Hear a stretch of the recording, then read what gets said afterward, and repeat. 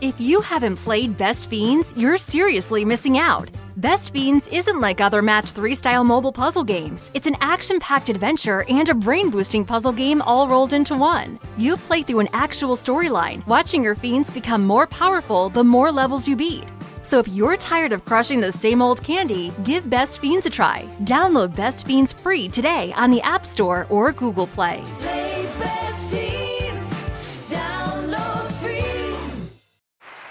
Hear that? Is that America cheering or a sausage patty sizzling to perfection? It's time to cheer for Egg McMuffin and fresh cracked eggs at McDonald's. It's time to wake up to the aroma of freshly baked biscuits and treat yourself to a real honest-to-goodness morning meal. Breakfast, it's on at McDonald's. Now enjoy a large iced coffee for just $2. Add a breakfast sandwich to make a meal.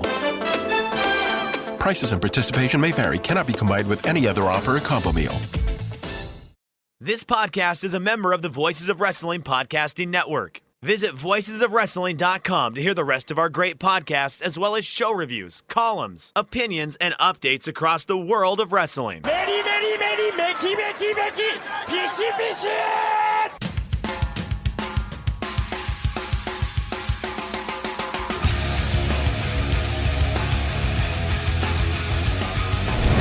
And then Shibata comes back with Chapin fucking. That's a tremendous conversation. I live a horrible existence. So, all right, AAA. Very hard on yourself just for never being on a boat. I mean, well, why don't I know anybody who owns a boat?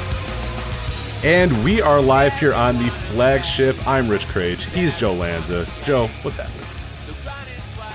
how are you? I'm doing well. Cracking open a Mountain Dew Voodoo right now. You ever get into the themed Mountain Dews ever, or no? Do you consider those Chikara Mountain Dews? Yeah, I'll get into gimmick Mountain Dews. I know that's your thing. Yeah, I'm a big fan of the gimmick Mountain Dews. Yeah, there's they've gotten a little too gimmicky in recent weeks, or recent years, I should say. I mean, they have there's 20 out there. There's like a KFC exclusive, and I'm like, I'm not gonna go to KFC to drink this. Like, if it's in the store or if it's like the Halloween or the Christmas Mountain Dew, I'll drink that. I'm not going to. You're not going to get me into a KFC just to try your radical orange or whatever the hell I forget what it even is, what flavor it is. That's where I draw the line. If I can't get it at a gas station, I'm not counting it. So, do they all taste like Mountain Dew in some way, or are they just... Actually, no. Yeah, and that's kind of the funny thing with this Voodoo. So I don't know if you know any of the craze of the Mountain Dew Voodoo, but it's a mystery flavor every single year. So every year it's a Halloween themed Mountain Dew, and there's always this, they come out with it, they don't tell you what the flavor is. I don't know if they ever officially declare what the flavor is, but people get nuts. I mean, you thought wrestling Twitter was bad. You just see Voodoo Twitter. Like, people are like, I think it's a Red Starburst. People are like, you're so dumb, it's not Red Starburst, it's Smarties, you idiot. You know what I mean? It's just like, it's wild how people, like, they plant their flags in whatever flavor they think it is. If they think it's, Gobstoppers, they're Gobstoppers, and that's it. And then the people that also think it's Gobstoppers are like, yeah, dude, you're fucking right, it is definitely Gobstoppers. And then, like, oh no, that's definitely Skittles guy comes in, and then it's just, yeah, it's wild. And largely, like, all those flavors kind of do taste the same, so it's pretty easy to mix them all up. But I forget if Mountain Dew actually does declare what the flavor actually is at the end of the year or not, or they just let people wildly speculate all year until they just take them off the shelves, and then nobody cares anymore. So yeah, it's a shame that Mountain Dew Twitter can't be as pleasant and light and fun as wrestling. Oh yes, of course, yeah. As we all just banter and laugh and have fun about our shared hobby. Right. AEW Dynamite was good this week. Thanks, I agree. Yeah. Right. Always a lot of fun. Always pleasant. Yeah, it's yes. It's been pretty nice not to check it very often. I can't lie, I don't miss it that much. So it's been good. But hey, make sure you keep following us, because we post stuff on there still. Not takes, but articles and stuff. So not we, sir. Yeah, I should say I'm posting. Yes, you were. Yeah. Anyway, let's. I removed myself from the account. Let me tell you, I didn't want to remove myself from the account. At one time, I thought that I genuinely enjoyed Twitter, and I did not want to leave it. And I thought I would have a giant hole in my life without doing the tweets. And that lasted about 24 hours. And then it's like the clouds opened up, and there was I had a giant epiphany. and there were all kinds of unexpected positives with never tweeting again that I didn't expect to experience. And now I can't ever see. I constantly have people telling me, Joe, just come back. Please come back to Twitter. Just come back to Twitter. You know, we need you on Twitter. Nobody cares. Just come tweet again. Jump back into the banter. But I don't think I'm ever coming back. I mean, because after that first couple of hours of kind of compulsively grabbing at the phone to tweet something out, oh, this is going to be I got a great thought on it. Once that passed, and once the itch was gone to post every take, there have been so many positive benefits to not being on the app that I can't ever see myself going back. It's like this. The only way I could describe it is the burden of Twitter has been lifted off of my shoulders. And it really was a burden. Like the whole feeling the need to have a take on everything in order to help build the brand of Voices of Wrestling. You know what I mean? Like, oh, I've got to have a take on this thing that's happening. You know, that's gone. For 10 years, for 10 years, every single day. Even if I'm on a vacation, I'm tweeting pictures on my vacation so that people can, know what I'm doing at all times. And it's, you get kind of addicted to that. It feels like that's part of your job. It feels like it's part of what it is. It just felt like it was something that had to be done. Like, just, God, I have to have a take. Well, we always talked about that too, and I think I still have this to some extent. But like, I wouldn't watch wrestling without thinking, okay, what's my take on this, or what am I going to say about this, or what am I saying about this match, or whatever. And it did. Like, I could have sat down and watched a random, Tito Santana versus whoever match and I was like, I better tell people I'm watching Tito Santana versus this guy or whatever, and give my thoughts about this match. And it's like, no, just watch it. And I wouldn't watch wrestling without thinking, well, what is my take on this? What is my thought on this match? I couldn't just sit down and watch wrestling. Yeah, and that's kind of the burden of Twitter, but and then there's other things like this, just being on the app. You don't realize, or maybe you do, but I didn't realize how many hours I'm spending on the app. I have all of this free time. I know it sounds crazy, but I have all this extra time that I didn't have before, and I realize it's because I'm not compulsively checking the app or getting tied up in a half-day long argument about something dumb, and the other thing it frees you from is just feeling the need to respond to some god-awful take from some complete idiot that has like 38 followers. But for whatever reason, the take just hits you a certain way, and you feel like you have to say something to this person. Right. That's gone. That's removed from my existence. And now it's like when I'm in a Slack chat or a group chat or a Discord or something, and somebody will post a really bad tweet, for everybody to shit on and laugh about. And now I just look at those kinds of tweets and think to myself, yeah, that's a really bad tweet. Right. The one recently, and I don't want to pick on this guy because many people every day people are posting horrible tweets, and horrible takes. But the Snowden tweet about Ring of Honor that we're going to talk about our top, where he's here's Ring of Honor. Nobody gives them any credit. They were underreported and nobody talked about it at the time. I'm paraphrasing exactly what it was. Like, that was one where I was just like, oh, like I got the compulsion for like 5 minutes, and then I was like, no, because in the old days, in 2016. We're barreling, like, Joe, you're canceling all your plans. Dinner plans are like you're sitting down, and we are going after that, and we are going to reply to everybody and argue with people for like 4 days that Ring of Honor did indeed get credit in 2005 from the Wrestling Observer. We'd find clips from the Wrestling Observer to prove no, you are wrong, sir. And instead, I was just like, that's a dumb tweet, and then I kind of closed it and went on, and I was like, wow. That's fun. Yeah, that's kind of fun. You could just say, fuck, that's a bad tweet. All right, well, let somebody... And then, like, it's actually kind of fun because people are still, obviously doing it. And you can kind of watch all the, all the world burn, and you're kind of like, all right. To be fair to Snowden, he realized it was a bad tweet, Yes. and he deleted it, and like actually made another tweet that said, "Yeah, that was a bad one." Right, I'm which putting I that give, back and that's why I going. didn't want to pick him out, because he was just Yeah. the most recent bad tweet that I remembered. Yes, but all the yes. credit in the world to him for saying, that tweet fucking sucked. Sorry, like, which is He's great. like, look, that didn't come out the way I meant it. It sucked. Yeah. But it's like, Yeah, I think he now- was just saying we don't give enough credit to how revolutionary Ring of Honor was. But the way he Yeah. worded it was like, but again, like, we wouldn't have let him have time to reply that. No. We would have buried him. He would have talked shit. He would have been in the DMs. We would have been in the DM. Like, we would have just absolutely flamed each other for 24 hours straight for no reason. It's a waste of time. And Like, now I don't see- care. Like, so it's fine. Like, I don't like, but I'd be like, you fucking idiot. You're dumb, you motherfucker. And then, like, all of our followers would be tweeting at him and all of his followers would be tweeting at us. We're like, what are we doing? Yeah, now I see these bad dumb. tweets, and especially the ones from randos. Like, I'll see these bad tweets from randos, and now my thought is just, yeah, that person's really dumb. And then I never think about it again. Whereas if this were a month ago, I would think about the most creative way to shit on that person's Dunk thought. on this guy and make him feel like Yeah, garbage. and it's just, yeah. you know, and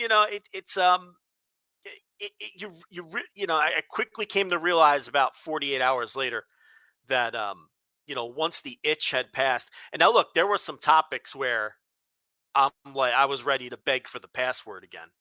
You know, like when when Rampage beat SmackDown head to head for that half hour. Do you know how hard it was not to beg you for the password to fire some off? And it's funny because we had someone very high up in the wrestling world drop into our DMs, according to you, and they even noticed. They were like, "Hey, you haven't tweeted about this." Yeah, hey, give me your take. What do you think? Yeah, and you had to explain to them, "Hey, look, we're not doing this anymore." And you explained to them everything and why, and they were like, "Oh yeah, well, yeah, fuck them," you know. But it's like, it's funny because and every day I've been getting text messages on other outlets that aren't Twitter, all these other things. People are like, just come back. And the more time that passes, I'm like, that's less and less likely. Like it's you know, I thought it would be harder than it is to stay away. Like you know, the first couple of days I was checking some timelines of some people I like and things like, I don't even do that anymore. It's like, I don't, I don't miss it. I realize now that more I'm removed from it, it was really a burden. It was a burden on my life more than anything. To constantly feel like you had to have a take, and the inevitable just fucking shit that would follow. I won't lie, and I don't know if the listeners kind of get this same vibe as well, but I kind of look forward to the flagships a little bit more because I don't know what your thoughts are on a lot of these things. Like, normally I would just know exactly what you're going to think, exactly your review of the match, all this sort of. I have no idea. Like, I obviously on Discord and Slack and stuff, I see some of your thoughts on stuff, but largely we're going to talk about a lot of stuff, and I don't know what your real take is on it versus, back in the day where we'd both be firing off all day, every day, all of our opinions, and then come on the show and it's just like, I don't know. Like, to me, it kind of feels like the old days of the flagship, like way back, like way before most people here were listening, when there were still, 10 people listening. It was Larry and Biss and like 10 other people listening to this show. But like, where like I would sit down and be like, I don't know, we're just going to talk about these things and I have no idea where Joe stands on them. Like, whatever, and that was fun. That was kind of fun and exciting. So I think there's some topics today that we might completely disagree about. I have no idea. And that's going to be fun. I think, from a business perspective, I think that, and we talked about this even when we were tweeting regularly. We've had the conversation where we're like, hey, we should tweet less because it needs to be a mystery what we think about things. Why are we giving away all of our thoughts for free? They have value, right? So I think in a weird way, it could increase downloads in certain aspects of the business. None of the listeners care about this, but because for the reason you just stated, like, because people don't know what the fuck we think about anything anymore. So I think that could be another positive byproduct. One other quick thought before we move on. I was having an email conversation with somebody who I'm not gonna tell people who it is. Somebody, prominent in the wrestling space, and we were just talking about all of this, and this person said to me, I think I'm going to follow your lead and scale back on Twitter after we had this long back and forth about all the positive benefits and all that. and he said something that really hit home with me. He said, I'm just tired of the app shaping my worldview of what people think, because it's not. Do you know what they mean by that? I do, yeah. This person is tired of the app shaping his worldview, and the way he phrased that was it was pretty poignant to me. It was because it's true. Like you really do allow this small percentage of people in the fandom to you can't help but let it influence your worldview. You can't help it. Every WWE fan is a mouth breathing idiot who doesn't understand. Every AEW fan is it really is toxic in that way. I hate the word toxic. I think it's overused, but it's toxic in that way where it does start to shape your worldview on things. And I think that's another positive benefit to where, like you said, for this show, I could come on this show and talk about things. And not only do I not necessarily know what you think, I don't really know what anybody thinks about any of this shit because I'm not paying as close attention to it. Yeah, our finger isn't on the pulse of the consensus right now, which might actually be pretty fun to do a show like that. Yeah, I was thinking it last week. I mean, I think it'll make for a better show. It's like you're not subliminally driven into certain thoughts. Like I'm not saying that I've ever been directly influenced by what other people think, but you can't help it though. There's no way. Yeah, there's no way. You absolutely are. Yeah, you're always everyone's biased in some way. Something creates a bias in your mind, whether it's this is what the media you consume or the people you follow or whatever, or the way you were raised or the way you were grown or your parents, right? Like no matter what, like you are biased in some way. Nobody is completely like a blank slate. You're always biased or always put in some sort of direction or some little pocket, and especially in social media where you can create your own little universe and your own little silo or whatever. So yeah, no, it's of course gonna shape your worldview, no doubt. I just think too that maybe subconsciously it's like, well, I'm not going to fire off this particular opinion because I don't want to deal with what this corner of the fandom will say to me on Twitter or what this corner of the fandom will think if I say this. That kind of stuff is like removed from my brain. Like now it's just it's almost more unfiltered with the thoughts because you're not concerned with who's going to be in my DMs tomorrow if I say this.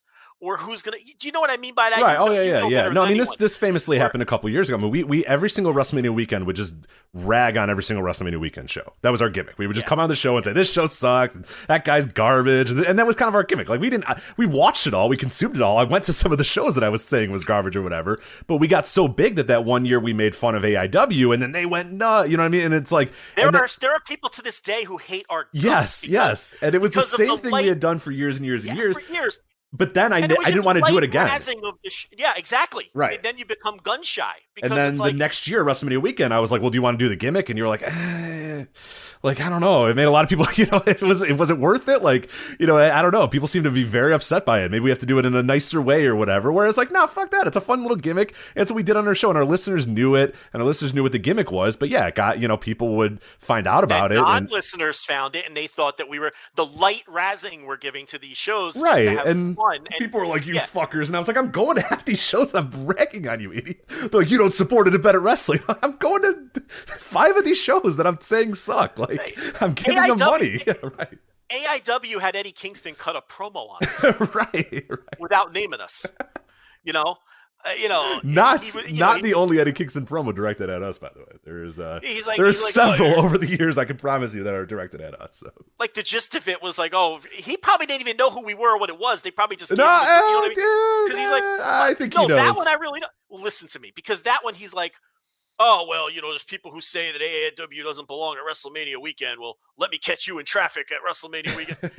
Rich, I saw him at like 7 shows. Like, he saw us in traffic for sure. Just a wrestling promo, but that's the extent that, but that's a perfect example of what I'm talking about, because then like the next year, it's like, we don't want to deal with it anymore. We don't want to be, so then we would hold back, but it's like that's a pretty good example of what I'm trying to talk about. But I even mean just, like letting the Twitter worldview shape what you think you can or cannot say. And I'm not saying we've ever been cowardly in our takes, because That's not a problem.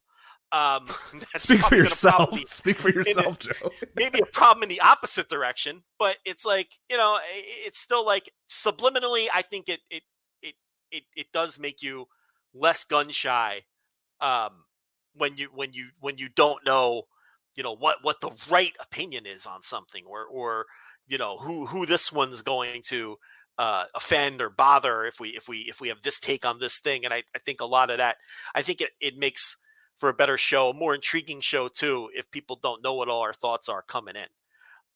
So there's just so many benefits.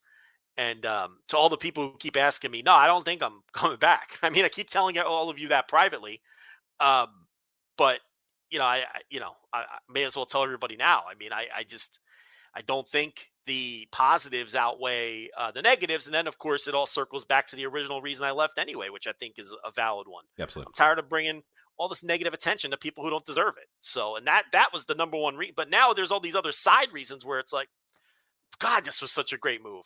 I might, like, Rich, I don't even have my phone in the same room as me a lot of time anymore, which is absurd. Like, my wife notices. She's like, "You're never on your phone anymore." Well, yeah, like, somebody brought this up to me. They said, like, "Oh, it's probably good that Joe's not on Twitter," because they remember this thing, and I think it wasn't that long ago. It may have only been a couple months ago, where you said that once your wife mentioned you guys were at dinner, and she was like, "Why are you on your phone? We're at dinner." And you're like, this 12-year-old's got a bad take or whatever, and I got to tell him he's wrong. And it's like, like we joke and we're laughing, like, ha, ha, ha, ha. But truly, that's like pathetic. You know what I mean? That's horrible. Like, you shouldn't do that. Like, you're at dinner with your wife. Like, put your fucking phone away.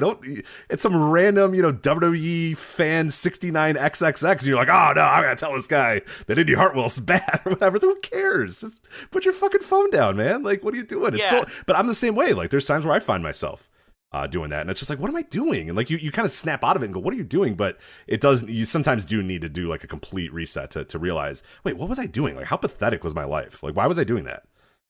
Yeah, and you don't realize it until you're removed from it. And it's like like last weekend, took the kids to some fucking dopey pumpkin. There we go, Joe's. Yeah, see, your free time. You're going to pumpkin farms, baby. Well, we go to that every year. We go to this. Oh, but you enjoyed it more this year, is what you're trying to say. No. Hey, well, let me make my damn point. Go ahead. So we go to this fall festival that we go to every year, and it's so funny because I accidentally left my phone in the car. Okay, and I didn't realize that I accidentally left my phone in the car until we got back in the car to go home. That would have been unheard of had I still had that fucking app on the phone. Because any free moment where my mind wasn't occupied with literally any other thought, you reach for the phone and you scroll through the mentions on Twitter. I mean, so it's just like, even something like that where I'm like, wow, like, and now at home, like, I don't even know what room my phone is in half the time because I'm not thinking about it, because if nobody's texting me, I have no reason to be on it. So there's, all of that aspect too. Like, I don't know if I would go as far. I don't know. It's just, I think it's been just better for everything. So if anyone's been flirting with the idea, I highly recommend it.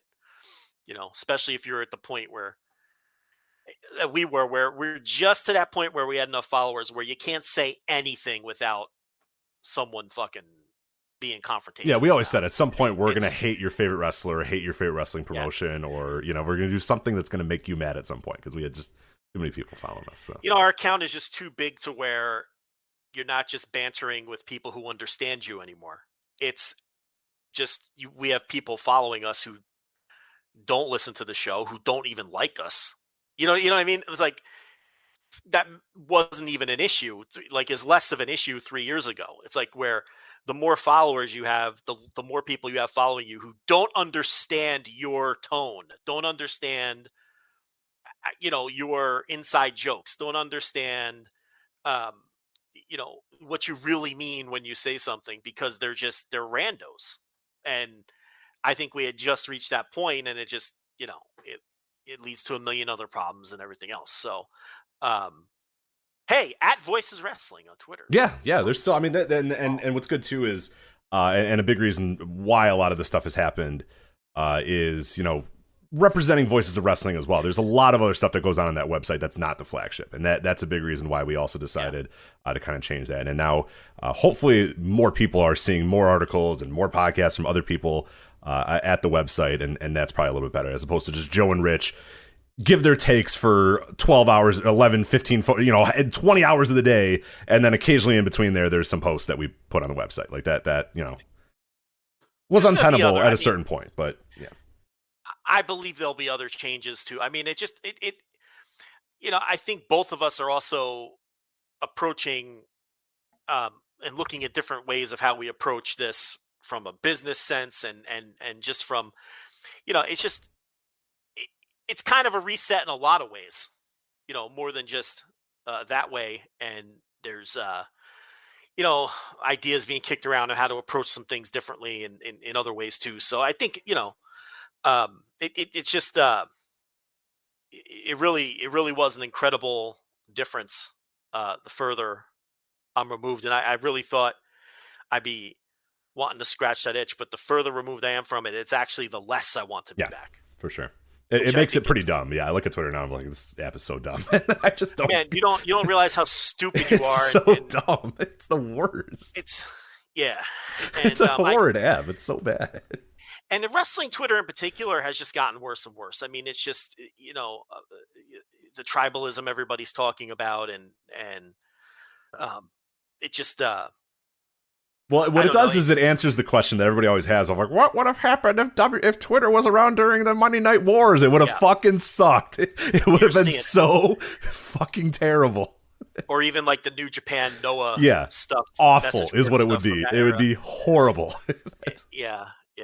Maybe worse somehow, but I don't. But I do think this will be a better show for it. I really do. Yeah, except this. I mean, this one in particular already sucks, but last week kind of sucked. But after that, I think we're going to be good. Why do you think every show sucks? I know. I think every show stinks. So. I thought last week was a great show. Everybody did. Yeah. No, it's one of those that I'm like, I don't know, and everyone's like, it was your best show in a while. I'm like, okay. Yeah, Joe, we've had this discussion. I think every show sucks, basically. You do. So, sometimes you're fired up about a show. Sometimes you think it's a good. That's true. I know when you think it's a good one. I definitely have times where I think it's a really bad one. But I think that's more in my head. Like, you know what happens sometimes where I'll think that I was a blabbering idiot for an entire show that couldn't get my thoughts straight. It was tripping over my own tongue. But then when I listen back, I realized that may have been what was going on in my head, but that wasn't what was coming out of my mouth. And the show was actually fine. Have you ever gone through that? Yeah, for sure. Man, I really sucked on that show. I let Rich down. I let the listeners down because I just was all over the place. But then I go back and listen to the segments that I thought where I was bad. And I'm like, oh, well, my head was scattered, but my words were good. So it was all fine. There's times where I know the show is really fucking great. I mean, there's just times I know it. I thought that one, when that one ended, when I put the headset down last week, I was like, that's a great fucking show. People are going to like that show. That's a great show. But yeah, you are typically more cynical, but I know when you like one. I do know. I can tell. You're more eager to get it up. You're like, I might put this up tonight. Right. I got some time. I got some time. Because usually you're like, I'm putting this up tomorrow and I have to piss and I'm tired. I got to go. Bye. Yeah, right. But then there's other times where you're like, I might put this up tonight. I love the way you do the impression of me with that voice. Yeah. I don't know. I feel like because that's how you sound. I might put this up tonight. Exactly. I don't know. Is that how I sound? Okay. See, just right there. I'm just kidding. Sounded like that. I got you. Yeah. So, there's times I know you think it's good. The problem is that's my show voice. When I talk to you off the air, I'm always the deep Rich. I'm just like, all right. See you later. You sound like you want to be swinging from your neck in a garage when you talk to me. I'm usually just very tired. Yeah, exhausted. Just fucking. And listen, as Nick Khan has said, nobody gives a fuck how tired I know. That's why I don't say anything. Okay? Yeah. So. There you go. All right. Well, it is the Halloween show, Joe. So I of course we have to do our customary. We're not going to do it very long. We every year we have a long candy discussion. I've decided I'm not. Here's the thing. Yeah. I have a curveball for you. What? Oh no. What are you throwing here? I've decided I'm not participating in the candy talk. Because here's why. Okay. Okay. People can't handle it. Like when you talk about the candy or food, people get so protective of the things they like and don't like that if they disagree, it's like they want to declare war. So I'm going to let you give all your takes on the candy, and you could take all the heat. Wow, Because you just did a whole segment about how you don't care how other people's perception is not going to influence the way you talk, and now you're scared to piss off Butterfinger Twitter or something? Like, what's going on listen, not scared. I've taken this pounding for 10 years with the candy, and can't handle it. I was merely going to ask you, what are you offering to the children of your neighborhood this weekend? I've not made a decision yet. Do you not even have it, or do you have it and you're not sure what you're going to give them? Did you watch MLW Fusion Alpha 6 this week? I did not watch MLW Fusion Alpha 6 this weekend, no. Los Parks, LA Park says, "Hey, listen, you got to get the full size, or you're So even LA. Did he Park actually say that? Is that a real quote? Yes, he did. LA Park said that he gives full size candy. Well, I know he consumes full size candies. He gives out full size candies though. He buried people who don't give out full size candy. Wow, I feel attacked because I don't. He said he didn't like the smaller size confections, is what the translation said. That's incredible. Okay, so turns out I'm watching it. So is this at the end of the show? Or it's like in the middle or something. In the middle, okay. So if I just go to MLW's YouTube page, I can find it. It's when the Parks are in there. The latest MLW Fusion Alpha 6. Okay. He also buried Milky Way. He said it was a bad gimmick. Ooh. And then a trick-or-treater with a lucha mask walked by, and they beat the shit out of him and stole his candy. So it was a tremendous segment. That sounds incredible. That sounds awesome. Yeah, that's what we need to be doing. Yeah, that's awesome. Okay, that rules. Yeah. So yeah, I mean, that's Los Parks' take on things. But can't say I agree with the Milky Way take. Definitely, I agree with the full size candy take. I'm just too much of a coward to do it because it's expensive. Yeah, and the problem that I always have with the full size candy thing is you can't have enough full size candy for everybody, right? Yeah, but no, listen, you gotta do what I do. But you gotta know. I don't know if I know who the good ones are. Do you have it off to the side, and then if they're good, you go, wait a minute, 1 sec, and then Yes, I get it. Listen, I only get like 1 or 2 boxes of the full size. Okay. Because first of all, it's like $18. Right, I really don't want to spend that much. Yeah, and the worst thing that one year I bought so much fucking candy, Joe. You have no. It was the first year we moved into this house, and I was just like, we're in a neighborhood now, like. It's gonna be crazy. It's nuts. It's whatever. So we bought so much fucking candy. We had literally 2 trick-or-treaters. 2. And then I ate all that candy, and I got fat from eating all that candy. So well, you got to know your neighborhood too. But listen, no. But then the next year, like 1,000 people came. I had to run out. That was the thing. So we bought like 1 little bag, and I was coming home from work, and I get a frantic call from the nurse saying like, "Oh my God, stop and buy candy. Go right now. Go get candy." Yeah. But you're getting. I mean, you're buying it on Halloween day. That's not going to work. I don't know if you've ever been to a like a Walgreens or whatever, a grocery store. You just gotta buy it, and if you got extra, you give it to the nurse. I eat it though. I eat it all, and I'm fat already. Give it to the nurse to bring to the hospital. No. You'll be fine. But it just stays in her car and then she eats it all. So why are you so anxious all the time? I just don't want to be fat. Just take it and throw it in the garbage. Then who cares? That's a waste of money. Then hold on, Joe. That's a waste of money now. So for God's sake. You got to learn the ways of the Gen X, Rich. You just can't care about everything. You cannot care about everything. Listen, so you can't – listen, I'm not Nelson Rockefeller. I can't buy full size for everybody. Okay? Nelson Rockefeller. So, yeah. The most irrelevant rich person in the world, Nelson Rockefeller. Yes. You prefer a T. Boone Pickens? Like, what do you want? When did Nelson Rockefeller die? He would have had to die like in the 60s. 1979, Nelson Rockefeller died, yeah. I think it's a good go-to rich guy T. reference. Boone Pickens, yeah. He's still is T. Boone. No, we talked about this. Is he alive? Good for him. He's got it. No, died in September of 2019. I was gonna say I think we did a T. Boone Pickens show in September of 2019. Did the COVID get him? What got him? Well, that was maybe I don't know. Maybe he was one of the first cases of COVID, but he died at his home in Dallas, September 11th, 2019. So. I'm no Elon Musk. There you go. Yes, yeah. No, I prefer the Nelson Rockefeller actually. So for God's sake, I'm no Shad Khan. How's that one? that works. Yeah, listeners will know that. He's like 34th richest man. He's not. Yeah, dude. Do you ever know when you look at those lists and you're like, oh shit, fuck. Like he's pretty high on those lists. So that's good for him. No, they are disgustingly wealthy. Like, yeah, I don't know. Well, people forget that when they're like, oh, Vince McMahon, he's a billionaire, and it's like these guys are so much richer than Vince McMahon. You have no fucking clue. How rich these guys are. Yeah. When Tony Khan cut that promo on Nick Khan, remember that? Yeah. And I remember thinking, oh, you might not want to poke that bear. And then I was like, wait a minute, he can buy and sell Nick Khan. Right. Like if he wanted to, he could call Nick Khan's representation and say, "Hi, I'm going to give you X amount of dollars for you to quit WWE tomorrow," and Nick Khan would do that tomorrow. You know what I mean? Like he would just be like, "Oh, all right, cool." He'd have to cover that balloon payment he's got to give back to WWE, but they could do that. They could do. That's what I mean. If he really truly wanted to, if he was like, "Fuck that company, fuck this guy, I'm going to do this," yeah, he could do that, and that's pretty crazy. Yeah. Yeah, I remember thinking like, man, you don't want to mess with the rich and powerful Nick Khan. And then I was like, wait a second. You're 100 times richer than him. One's a millionaire, one's a billionaire. What am I doing here? No,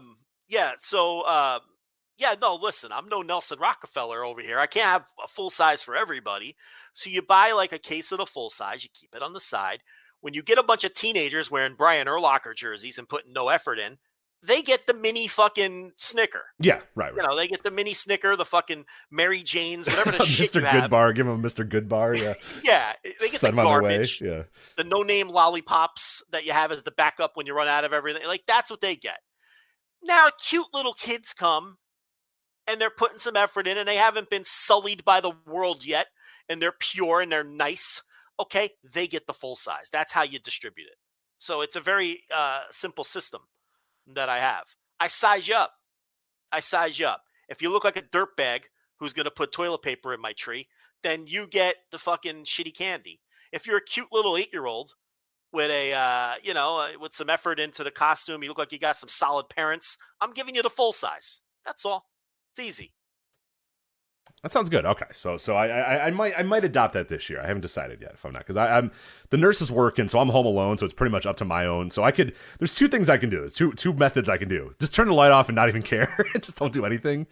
Or I just have to sit out there like all day, and I don't know. That sounds kind of terrible too. So because I can't do the doorbell, the dogs go nuts. So I have to either sit on the front lawn and like hold court, or I don't know. Can't you just put the fucking dog gate up and keep them in one room that day? I mean, it's a Sunday, by the way, this year. It is. So it's all day long. Yeah, you gotta be ready for that. I'm a little worried about how that's going to go. So last year was a Saturday, but it was like COVID, and everybody was like kind of weird about it, and like every neighborhood was like, "Oh, you can only go for this amount of hours and be spread out, and don't even do it if you don't want to." But like, I don't. There's like it's like no rules. It's anarchy all over again. So we'll see.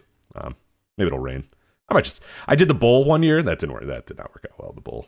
The what? The bowl? No. Yeah. No, the bowl was gone. I did it as a test. I was like, let's put the bowl out and see what happens. Literally, we went out like 25 minutes later, bowl empty. And I was just like, all right, well, lesson learned. You're lucky the bowl itself. It's true. Yeah, I'm surprised they didn't just take the whole thing. So, and fair play. Fair play. I can't be upset at them. It was a test, and they failed. So you live in rough and tumble downtown Chicago. Oh, too, yeah, so of it's course. like, I live on Maxwell Street, or what? Halstead. I live in Halstead. Yes. Halstead Street. Cole Chicago. Cabanas from Yeah, Maxwell. Cole Cabanas from Maxwell Street, but I live on Halstead. So it's Street, Maxwell, yes. Chicago. Remember? Yeah. That Oh, guy? right. Of course. Yeah. Yeah. He sucked. Maxwell, Chicago. Remember? Oh, he was brutal. Yeah, he was a terrible wrestler. Terrible. Yeah, awful. Yeah. So I mean, I'm sorry. The rough streets of Chicago. Bullet holes in the side of your house. Where I actually live couldn't be further, but it's awesome. Yeah. Catching strays? Are you catching strays? Oh yeah, all the time. Yeah. Yeah. Every time you get to your car, you got to wipe all the bullets off of it. Yeah. You just got to watch out. You got to be careful. Yeah. Oh, definitely my town for sure. It gets so wild what candy are you going to bury that you are going to get yelled at for in the Discord? No, I don't bury a whole lot of candies. Like I'm pretty open for any candy. So I am pretty particular about what candies I buy, mostly because what do I want to eat afterwards. So that's an important part of it. But I think I have a pretty good collection here. I got some Skittles, I got some Starburst. I got these they're like these giant Lifesaver, but they're like Lifesaver gummies. Those are pretty good. A few of those have gotten taken down already. You're a fruity gummy guy. I am, yeah. I tend to side more with that because like when people get like real into like, oh no, this chocolate versus that, I'm like, I could take or leave most chocolate bars, to be honest. But I have some strong Dots thoughts, and I have some strong Skittles thoughts. But yeah, the rest of the stuff can kind of be. I mean, Snickers is obviously, I think Snickers and Reese's are the undisputed kings of chocolate. There's a lot of chocolate snobs out there. Yeah, that it gets a little like, because when people are like, "Oh yeah, Milky Way suck," I'm like, they're fine, dude. Who cares? Like, I honestly am trying to think. Like, I even eat Almond Joys, man. I don't care. Remember when my aforementioned discussion about being fat and just eating all the candy? I don't care. I don't care I'm trying to think of honestly what, because like, you know, there would always be that thing when you were done when you were a kid and you would, you know, get your pillow sack full, you know, you know, you have everything filled with the fucking candy, you throw it onto the carpet, and then, like, me and my friends would do this. We'd get the pillowcase and fill it with candy, and then we'd go to some guy's house and just pour it all out on a carpet, and then just kind of disperse it that way or whatever. And I don't think I was ever like, "Oh, take these, I don't want these." I was always just like, "I'll take them all, man." Like, you don't want Almond Joys? Great, I'll take 12 Almond Joys. I'm good. So yeah. Did you ever take your pillowcase and fill it with bars of soap and beat each other with it? No, that sounds barbaric. No, why would I do that? Full Metal Jacket? No? Blanket No, Party? Nothing? yeah. No. Never saw Full Metal Jacket? All right, Actually, I'm trying to remember if I've ever seen Full Metal Jacket. I don't think I ever have. Is that bad? Should I have seen Full Metal Jacket? I mean, I think you should see it. Yeah, I think you should. Yeah. You know what I've never seen as well? Go watch Full Metal Jacket. I've never watched The Goonies. I've never seen The Goonies. Yeah, I mean, you should probably see the Goonies, but we were in Astoria, Oregon, and that's like, I don't know how you avoid the Goonies. I don't know either. That's what I was thinking. I was like, fuck, I don't know. Goonies by accident. I don't know how I never have. I honestly have never even stumbled in it. Do you understand Goonies pop culture references? Like if someone mentions sloth, do you know what that So means? I know like the basic premise of it, but and that's what I was going to say is like we were in Astoria, Oregon, and like somebody, like, people found out I was in a store and they're like, "Oh, Goonies, go!" And I'm like, "Oh, all right, cool." But is it like, I guess it's filmed there or it's about there or whatever? The whole town is like, "Oh, Goonies." There's like Goonies signs everywhere all over the town. Like, it's a big fucking deal in the town. And I was like, I don't know, man, I don't get it. And I found this out. I found out that I had never seen it before when Stranger Things got big on Netflix. And everyone's like, "Oh, you'll like Stranger Things." And I'm like, "Oh, all right." They're like, "It's just like the Goonies." And I'm like, "Oh, okay." Yeah. I guess what I never watched either, similar. Stranger Things. I was like, well, I don't care if it's like the Goonies because I've never watched the Goonies. So I didn't like Stranger Things. I thought it sucked. I don't like all that supernatural bullshit. You know me. I can't get into that. I figured it was the kids. Too many kids for you. Nah, I mean, it's just more the fighting monsters and shit. Yeah. I have no use Monster for Collective that. stuff or Nightmare Collective. That's not your, Dark Order. Yeah. Mil Muertes and fucking Matanza and all that shit can go hit the bricks. So Yeah, I'm not interested in that.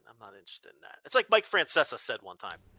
He's like, "I'm not into the flying saucers and the aliens. Just give me boy meets girl, a nice love story. That's." Was he talking about Independence Day when he was ranting? I don't know what movies he was referencing, but that was like a classic bit that he did. Where people were like, "Flying saucer. I don't need any flying saucers. I'm not into the flying saucers." Of course, Mike Francesa. Yeah, that's just perfect. Yeah, that's perfect. Francesa sitting on his couch watching some fucking UFO movie, going, "The hell is this shit?" Are there two better words for him to say than flying saucers? Yeah. with his hand on his head, thinking, Yeah, making that face. I'm not into the flying saucers. This is good. You can probably find that clip on YouTube. I'm sure. Yeah, I might have to go find that one. That's pretty incredible. But I don't know. I don't bury any candy, so I am. All right, I'll bury. You want me to bury the Butterfinger? No, we've done that gimmick. No, it's fine. We're past that. We're past that. I'm still picking one out of my teeth from 1998. So it's a terrible candy. I did see David in the chat room just say dots exist only to gunk up your mouth, and I completely disagree. Dots exist to be eaten by me a lot. See, I don't like anything that sticks in my teeth. That's my problem. That's fair. Well, that's going to take a lot. Yeah, okay, that's going to take a lot. That is why you're not a gummy guy then, because you kind of have to live for the... Certain, like, there's soft gummies that don't stick in your teeth, but like the harder gummies, like the and like obviously Butterfinger or anything with toffee or anything like that, I can't do it. Oh yeah, the toffee, that's gonna hurt you. It bothers me if I gotta go in the bathroom and floss immediately or like I can't. You know what I mean? Like, so no Heath bars. You're not a Heath bar guy because I love Heath bars. Oh man, all right. No Heath bar. No, like I'd rather just eat a fucking Hershey bar. No gimmicks. Yeah, see, that's the worst chocolate of them all, though. When I'm talking about the things I would split up, I would definitely trade a Hershey's bar for just about anything, to be honest. So you're a chocolate snob. Yeah. Much like you're a fucking beer snob. You're a chocolate snob. I do like the Hershey's that have like the almonds or whatever, the Hershey's that have some of the other stuff, but the plain old Hershey's, unless it's in a s'more, I got no use for it. So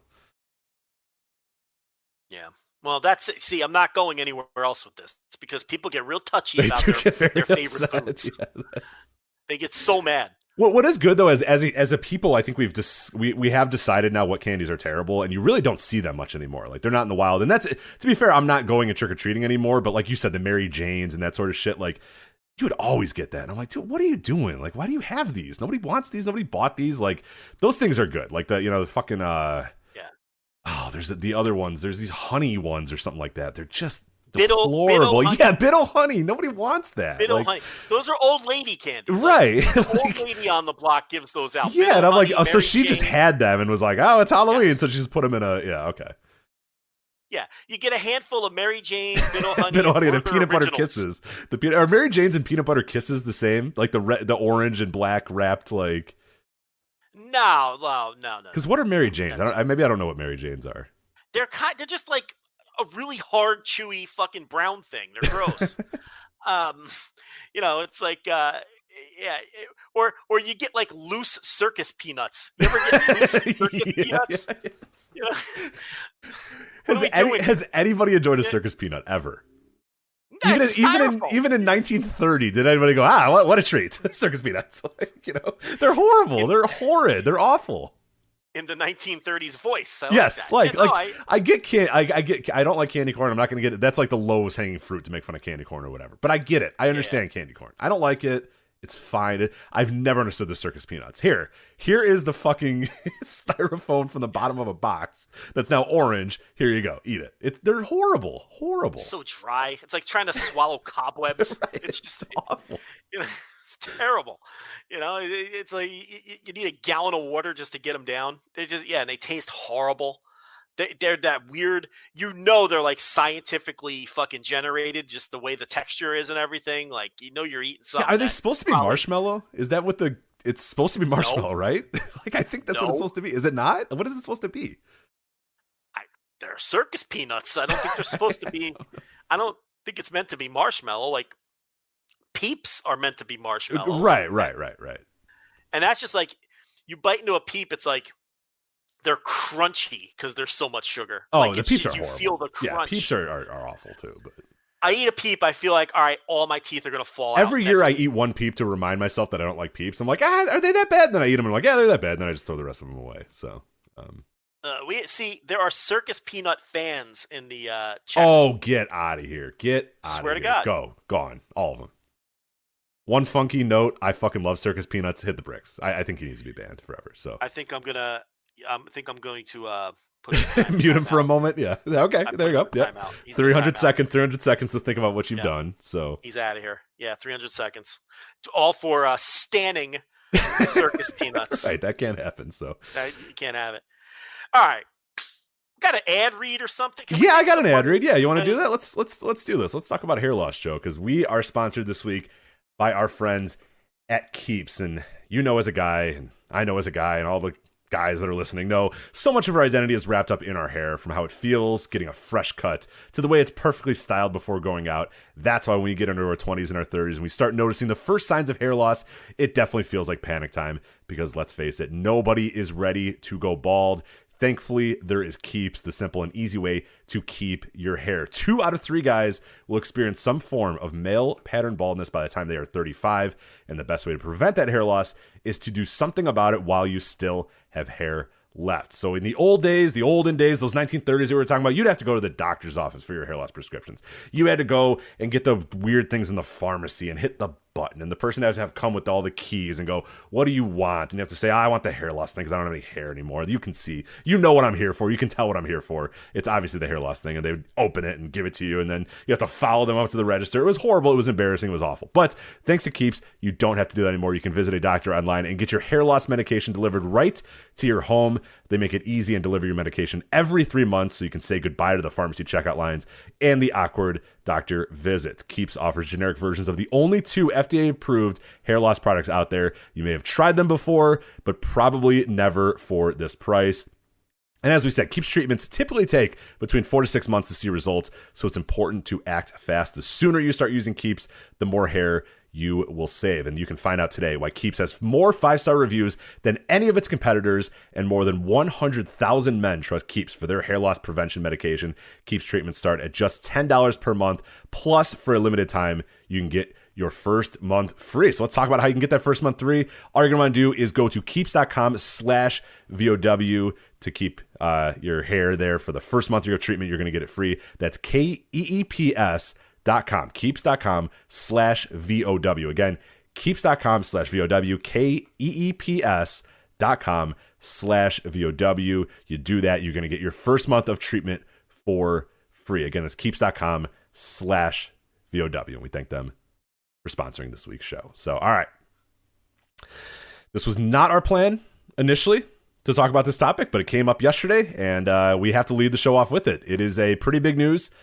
Stuff that I was kind of shocked when I saw it as well. I had to kind of reread it a couple times to figure out what was all going on. And I'm curious because, we have not talked about this, so I don't know exactly your take on this or what your thoughts are on this. But the big news that came out yesterday is that Ring of Honor announced that they're going to go on hiatus at the end of the year until April 2022. So here's their quote directly from the website. Then we'll give you some more details and then give our thoughts here. It says, quote, "Throughout the pandemic, our top priority was to keep everybody healthy and safe. And despite not producing any live events over 18 months, we were able to keep everybody fully contracted. We now find ourselves at a time where we need to make changes to our new business operations and are planning a pivot for Ring of Honor with a new mission and strategy. The year will culminate with Final Battle in December, and we'll be taking the first quarter of 2022 to work internally to reimagine Ring of Honor. ROH has the most dedicated fans in the industry, and we appreciate their loyalty and patience as we reconceptualize ROH. We anticipate returning to live events in April for Supercard of Honor with a new fan-focused product and provide a unique experience for wrestling fans." So real quick, I'll just kind of run down what you got there. ROH is going to hold the December 11th Final Battle pay-per-view. They're going to do TV tapings in November, and then after that, all contracted talent is done. They're all, it's going to be early in 2022. All their contracts are going to expire, and they will all be let go. And the plan is obviously to be out the first quarter of 2022. And like they said, we anticipate returning to live events in April for Supercard of Honor. So presumably December 11th until April, Ring of Honor will largely cease to exist. We don't know what they're going to do with their TV. We don't know exactly what they're going to do there, but that is the plan right now. Dave Meltzer on this morning's Wrestling Observer said the plan is, quote, essentially to be a indie promotion. They're going to book top indie talent as opposed to having regularly contracted wrestlers. So Sinclair has not canceled the ROH TV show either. So it's not dead. They haven't gotten canceled, but just things are going to be different, like they said, with a new fan-focused product and provide a unique experience for wrestling fans. So what'd you make of this news when you did hear it yesterday that Ring of Honor is going on hiatus and will be gone essentially until April 2022?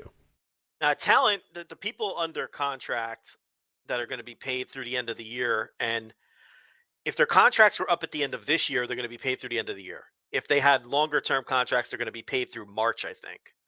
But all of these people are free to work wherever they want right now. That's correct, right? That is correct. Yeah. So I guess the thing was, hey, we're all going to let you guys go. We are still going to pay you, but if you want to take bookings, go take bookings. And people already have. Bandito's already booked for GCW. We've heard of some other names getting scooped up by some different companies as well. They can show up on Raw or Dynamite tomorrow. Yeah, exactly. If they want to. Yeah, right. But I think that they still have to go to the TV. They are still obligated to go to the November TV tapes and are all obligated to do, obviously, the December, pay-per-view as well, Final Battle. If they want to continue being paid through the end of the year or through March or whatever. But so my whole thing about this is I think people are kind of running wild and attributing all of this to stuff that I don't really see evidence of. I think that the answer is pretty simple in my view. I think that COVID killed Ring of Honor as we know it because they paid all of these people for 18 months, which was admirable and, was probably the right thing to do. But they didn't bring in any revenue. They weren't running shows, period. Then they ran some shows with no fans. They ran a couple of shows, a small handful of shows where they sold some tickets, but nothing significant to this kind of bottom line. I mean, we're talking crowds of a couple hundred people 2 or 3 times. That's a couple $1,000s. It may as well have been $0. They ran a couple of pay-per-views that presumably did, again, very little business in the grand scheme of things in terms of making up all of that lost revenue over the course of 18 months.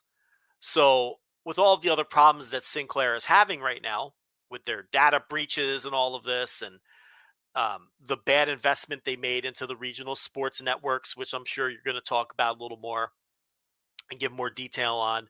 And they're trying to get out from under that because that turned out to be a very bad business deal that could potentially sink the whole company, worst case scenario. And now they have this line item on their docket, on their P&L sheet for this wrestling company that has done nothing but lose money over the last 18 months because it's not driving any revenue aside from ad revenue from the TV. So that's an easy thing to cut. When they see all of these various six-figure contracts for the top stars and all of these other contracts for everybody else, it's not just wrestlers. You have office personnel, television announcers, whoever else, works for the promotion. It's easy to cut, So, I mean, I chalk this up to COVID because I feel like before COVID, if you look at where ROH was, they were still signing big-name free agents. They were still giving out competitive contracts in a competitive environment. They were running shows. They weren't drawing like gangbusters. Of course, attendance has gone down since they lost the Elite, but I think people are over exaggerating just how poorly they were doing. They were obviously doing well enough to where Sinclair was still greenlighting them to sign major free agents and operate this company. So I really don't think this has much to do with poor business or declining business or losing the Elite, which happened eons ago at this point in wrestling time, or the existence of AEW or any of those things. I think the simple answer to this is 18 months of drawing no revenue with nothing but expenditures and all of the other problems piled on top of Sinclair in the interim have caused this shift. And one more point before, I know you're raring to go. One more quick point is that the fact that they're keeping the TV tells you that the ad revenue that they're getting from that television and with all of the time that they fill on those Sinclair stations with the ROH TV show is valuable to them because they didn't shut. Here's the other thing. They did not shut the company down. The company is not folding, but cut the salaries down to X amount. We could still make money on this thing because, X amount of people are watching it. It's driving better ad rates than most of the other shit that's on these Sinclair stations, reruns of old fucking sitcoms and all this other shit. There's nothing on these Sinclair channels. They're terrible. Oh my God, they're awful. Watching. Yeah. It's the only thing anyone's watching is the local news and the fucking Ring of Honor. So they're keeping the TV, which tells you that has value, but they're downsizing and they're going to run it with fucking $50 a night talent, $100 a night talent. And, so that tells me that this was primarily COVID driven in my mind. I don't see this as, oh my God, AEW put these guys out. Or no, I mean, I feel like if COVID never happens, I don't feel like this would be happening. That's my take on Thursday, the day the story broke, as it's still developing. Hopefully we learn more. Yeah, and I largely agree with you. And I think this is something that you go back to the old ROH wrestling message board. You could probably hear me complaining and getting nuts about this in 2011 is when they got sold to Sinclair. You were on that board as well, right? That message board. I remember. I don't know if you were a frequent poster on that board. Which board are we talking about? The ROH official wrestling board. On their website, there was a message board. You mean in the Gabe era? Yes, yeah. Oh, God, I lurked on that board for sure. Yeah. So I posted on there as well. So I remember when they got sold to Sinclair, I remember going nuts about it at the time, thinking, okay, this is bad. And people say, no, it's good. Sinclair's going to put money in them, and Sinclair's this big company and all this sort of stuff. And I said, no, this is bad. This is terrible because they are now a line item. They can easily be deleted, replaced, getting rid of. An accountant can just come up and say, what is this shit? Get rid of this. And it's gone, you know what I mean? Without any thought of what's going on or what's, how all that sort of stuff. That was initially in 2011. I was saying, this is the end. This company is going to be around for a couple more years and then someone's going to get a bug up their ass and just decide, why are we paying for wrestling? Forget this. Let's go. I was obviously wrong about that. It stayed in business for 10 more years after the Sinclair purchase. Largely, like we said, that they seemed pretty happy with what Ring of Honor was giving to them for a lot of years. But that still always loomed that at the end of the day, and we talked about it before, is the gift and the curse of Ring of Honor. The gift is you're a line item in a giant company, so at least you have a line of money that you can always kind of go to and pull, as long as they don't notice that you're doing it, or at one point some accountant doesn't go, what the hell is this stuff? Wrestling, who cares? Whatever. And maybe, somebody can fight and say, no, they do good ad rates. No, they're fine. Like, keep them, get rid of, this, get rid of this stupid thing here. And they go, okay, yeah, whatever. That was always the idea. And it seemed like for a while that ROH was, because ROH was never really bringing in a ton of money. There wasn't ever a year where maybe it was the 2016 to 2017 era, that little era where we'd say, you know what, they were probably doing pretty well in that time. Maybe they were bringing in, maybe they were actually in the black or whatever. I have no idea. Probably not. I would guess they were probably always running a little bit in the red, but at least at the end of the day, they were bringing ad revenue, they were bringing cheap programming, they were doing all that sort of stuff to Sinclair, where they didn't really care. It didn't really matter too much to them.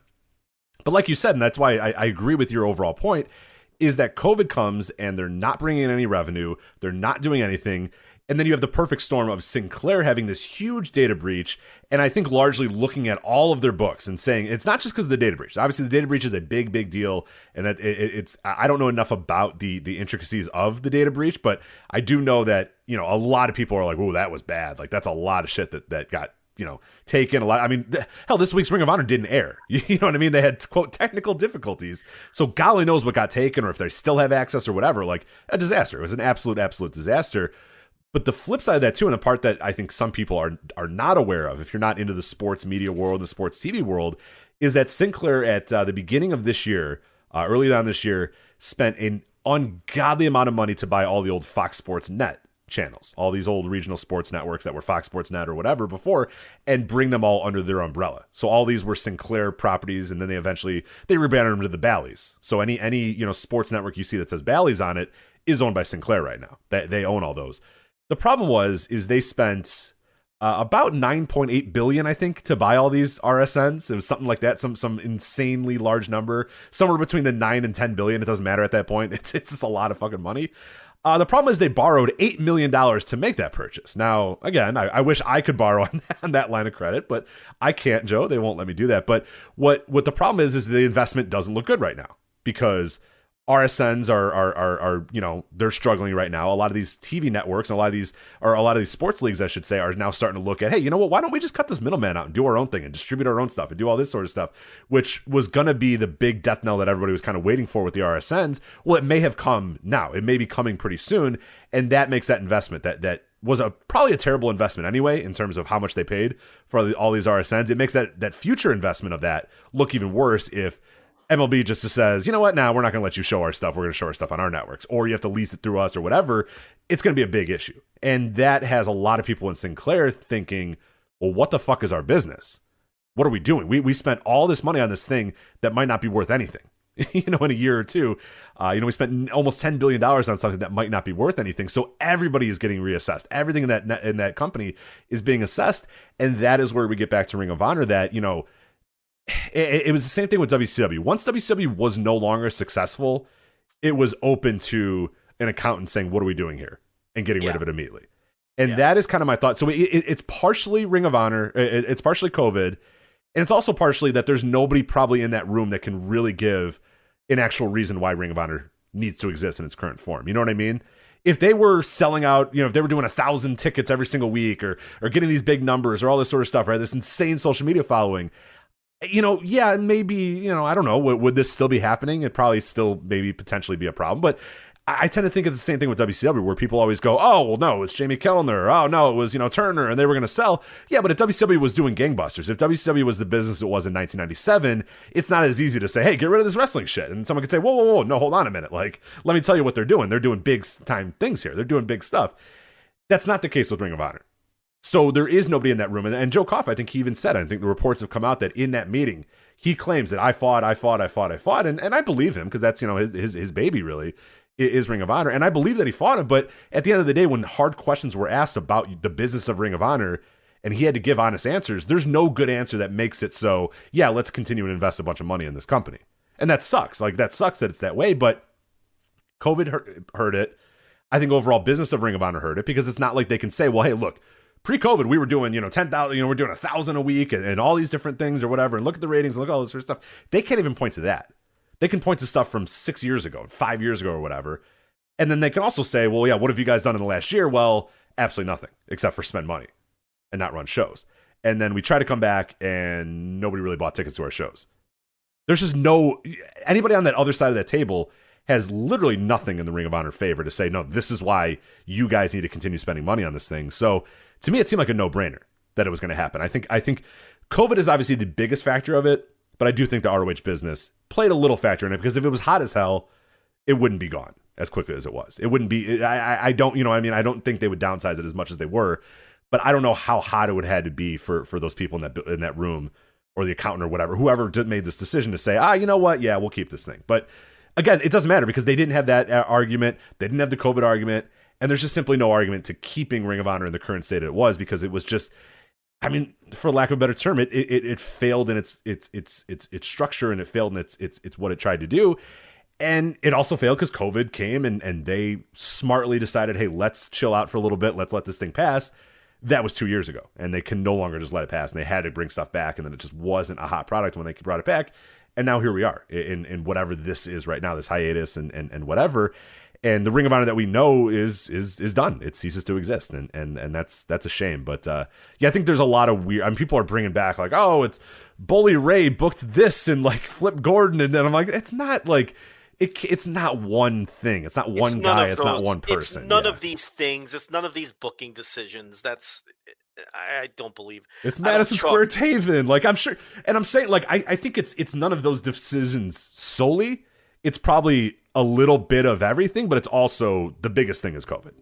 They just couldn't run shows for 18 months. They didn't run shows for 18 months. They came back. They were cold as ice. They weren't really hot going into COVID, but then they were super cold after COVID and pretty much had nothing left at that point. Yeah. So.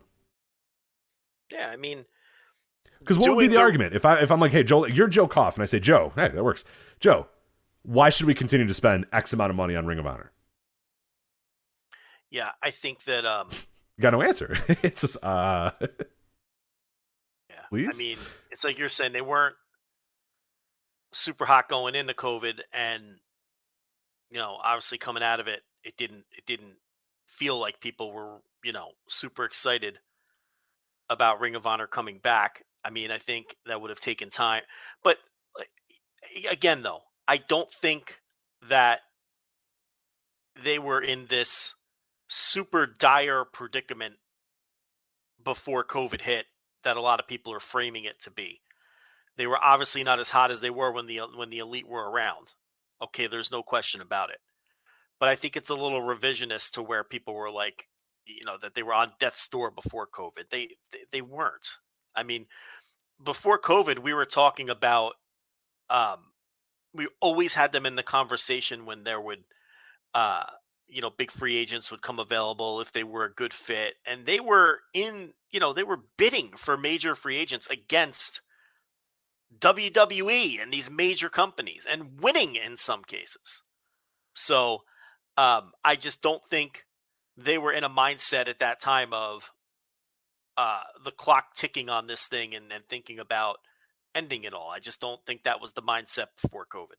And I think COVID and all the other things we talked about made it easier to finally just cut bait on this thing instead of dumping more money into it and hoping it turns around when they're when they're $8 billion with a B dollars in debt for just the RSN deals alone.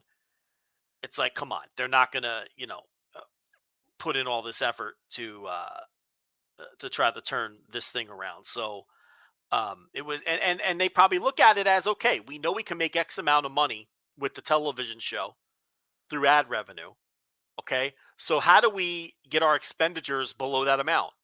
Well, the answer is easy. You use indie talent. You pay people by the date, because then we know exactly how much we can spend per show based on what we're getting back in the ad revenue. And then we can continue to make money on this thing. If they didn't think they could keep making money on this, they would have just shut the company down completely. So They obviously think they could still make money on the TV end. Yeah, I mean, that's the silver lining, is that it does appear that some of the office people will still be there. It appears that the Ring of Honor itself is not going to die, like, as many people. I mean, this, for all intents and purposes, this might be it. You know what I mean? Like, I who knows? Like, hiatuses are very weird. WCW went on a hiatus. Yeah. You know what I mean? WCW said, all right, spring break, we're going on hiatus. We'll see you guys in a little bit. And they never came back. You know what I mean? Yeah, if they ultimately shut it down, then that means they don't think they can make money on the TV. But now that's, today, 4 months now they have to sit down, or 5, 6, 7 months now to sit down and say, okay, what is our plan? How are we growing? How are we making money? What are we booking? Is there a place for us? What is our niche? What is all that sort of stuff? That's what they have to decide now over those next 4 months. And I saw some people that were like, oh, I can't believe they kept Hunter Johnson. Well, it's like, well, someone has to run the company. They didn't fold. Someone has to book the shows and book the talent and put the shows together. They can't fire literally everyone. You can't have independent wrestlers showing up to empty buildings and just Joe Koff is there. You still have to have staff. Like, I don't know why people are stunned that Delirious is keeping his job. I mean, someone had to keep that position. I mean, you can't just like you said, you have to keep the office, because again, people are acting like they're shutting the company down. And the fact that they are keeping some of these office people tells me that, at least today, the plan is for a hiatus. But again, like you said, that can change easily. They can easily change their mind on that and say, you know what, fuck this. Let's just shut this thing down. And we'll put some reruns of the fucking Rifleman on Comet. It's such a weird channel. And we'll so be bad. fine.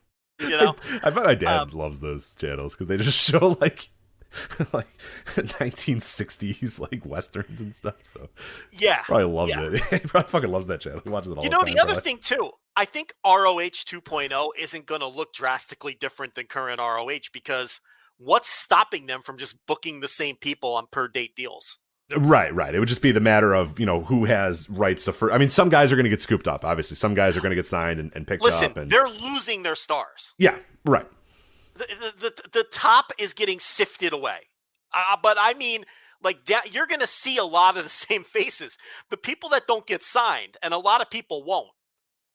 Why wouldn't they just come to work on the per date? They're going to need somewhere to work and somewhere to wrestle. The only thing preventing that is pride. So I don't think when they finally do come back in April, it's going to look drastically different than it looks now in terms of the talent being used in those things, with the exception of the top talent who will all get deals elsewhere. And we all know who those people are. Okay, the whole Roosh and his family are not going to be back. Okay, they're going to find other things to do. Those guys are all too, well, with the exception of the dad. The rest of them are way too talented and everything to mull around for $100 a night working ROH indie shows. Okay, they're going to get deals somewhere. Right, but if Beer City Bruiser wants to come back, I think he'll probably be allowed to come back. So no disrespect to the former Dinty Moore, but yeah, Beer City Bruiser is a perfect example of a guy who I would fully expect you might see in April. I mean, so guys like that, and, it's not everyone's going to get scooped up, and they're going to keep using some of those people. And the thing is, though, without any contracts or anything, you have to be careful who you push, and because you could just lose people instantly and those sorts of things. But they have to operate like any other indie, where you can just lose anybody at any time, and then you just have to adjust on the fly. But as far as people thinking that it's going to be just a bunch of no-name local indie wrestlers, why would that be the case? Why wouldn't they just keep using the same guys? And I think that they will, for the most part. Right. I think people look at something like a Progress and look at the current state of Progress. But it's like, okay, the thing with the Progress was all the talent got signed or they got canceled. You know what I mean? Like, there was nobody left. I mean, it was just a smoldering mass, that entire wrestling scene. That's not the case with the American wrestling scene. If people want to work for Ring of Honor and they have the date open, I can't imagine that they're going to be paying them like crap. I mean, if it's Ring of Honor versus, insert local indie here, there's probably a solid chance that on that Saturday that Ring of Honor is going to pay you a little bit more to work their show. You're gonna be on TV, right? So they will have a leg up in that sense. Like you said, it might be a pride thing. Some of these people might say, "Fuck them, nah, I'm not going back to them." I'm not doing it. You were paying me $60,000 a year. Now you're offering me $150. Right. So there will be several people, and probably rightfully so, that are going to feel a little weird about that, and I would feel weird about that too, for sure. Yeah. But largely now it opens them up to the rest of the independent scene where a lot of those people are going to say 150, yeah, sure, great. Or yeah, hell, $1,000 for a TV taping, cool, I'll be there for sure. Rich, where's Joe Keys going? Where's Dak Draper going? Bateman, where's Bateman going? Yeah, it's like it's just a lot of these guys, and I don't mean any disrespect. There's just no room for them in other places. Right. So they're not all going to, maybe some of the ones that we're kind of riffing on here will get signed. I don't fucking know, but they're not all going to get signed. I mean, and it's, maybe Eli Isom gets fucking left out in the cold, and why the fuck wouldn't they might keep using a guy like that. So, we'll see how all of that plays out, but look, for the industry as a whole, it's one less place giving out, real livable wage contracts. That's the one big downside. You have one less place to use as leverage against the other places. And there are certain guys who were a good fit for Ring of Honor who aren't going to be good fits for anybody else. So that's gone. So, you're left with Impact and AEW, WWE, and, that's, MLW gives contracts to a select few. The rest of it is kind of just written on a napkin and is essentially per date and very easy to get out of. NWA, same kind of deal. They're really just bringing you in for tapings, and maybe there's a couple people at the top who have a full-time deal. And I don't know if there's always New Japan of America, which is kind of its own thing. But so Ring of Honor, was occupying a pretty key cog. It was like a third legitimate place to get a real contract, and now that's out the window. So that's not good. Yeah, and it is. If you're on that tier of wrestler. Yeah, and we definitely have we're in a weird time right now in American wrestling, and really all wrestling, around the world, but American wrestling, because there are several people that are, AEW killed Ring of Honor, AEW's killing the rest of the independent wrestling scene, and to saying it in those terms, I don't think is fair to anybody. I mean, I don't think that that's true at all. What's happening though is, and it happened during the 90s too with WCW, the post-territory era, and the 90s when when WCW started getting on track and doing stuff, and WWF was already living off of the fumes of the 80s, but then they got hot and they were hot at the same time as WCW. Like what you saw is like the independents really, really, really struggled, and we're kind of in a sense getting that a bit in America again.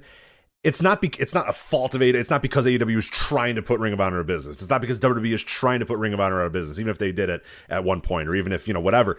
The problem that a lot of people is going on right now in the wrestling industry, especially in America, and people ask this, and every time I do a Q&A on Patreon, people are always, hey, what can Impact or Ring of Honor do to grow or like to get better, or yada, yada, yada. And I always say the key is, and a lot of companies are going to struggle with this over the next few years, COVID aside, forgetting COVID, obviously that is a huge factor, probably the biggest factor for independent wrestling. But for how do these companies grow? How do they get beyond the point where they are right now? And largely my answer is always kind of the same: is they have to find a niche. They have to find something that makes them discernible. They have to find a reason for you. There's so many finite hours of time that you have in a day to consume pro wrestling or to consume anything or consume any sort of media. So what is Ring of Honor going to do to make me say, okay, with this finite amount of time, I am going to give an hour of that finite time to Ring of Honor? We're going to talk about it later. What does Impact have to do for me to give them an hour every single week and 3 hours every single quarter? What are they going to do that? And now they're competing for eyeballs. They're competing for your attention span. They're competing for all that sort of stuff. And, you just can't do, I mean, for a long time, for 20 years in America, you were just able to say, well, we have pro wrestling. And that Ring of Honor was built on that backbone. We have pro wrestling. That other company, I don't know what they're doing, but we have pro wrestling. And that's what they were built on. For years and years and years and years, they were built on, we have pro wrestling. Impact for a little bit said that we are pro wrestling, but they were still bullshit at the time. They still had all that stuff, but they largely tried to build that up in their early days to say, hey, we have AJ Styles and we have Samoa Joe and we have Kurt Angle. We have, these guys, we have wrestling here. Ring of Honor built on the backbone of we have wrestling here. And that was fine for 20 years. That niche was fine. Hey, whatever they do over there, the sports entertainment guys, fuck that. We're pro wrestling. You can't do that anymore.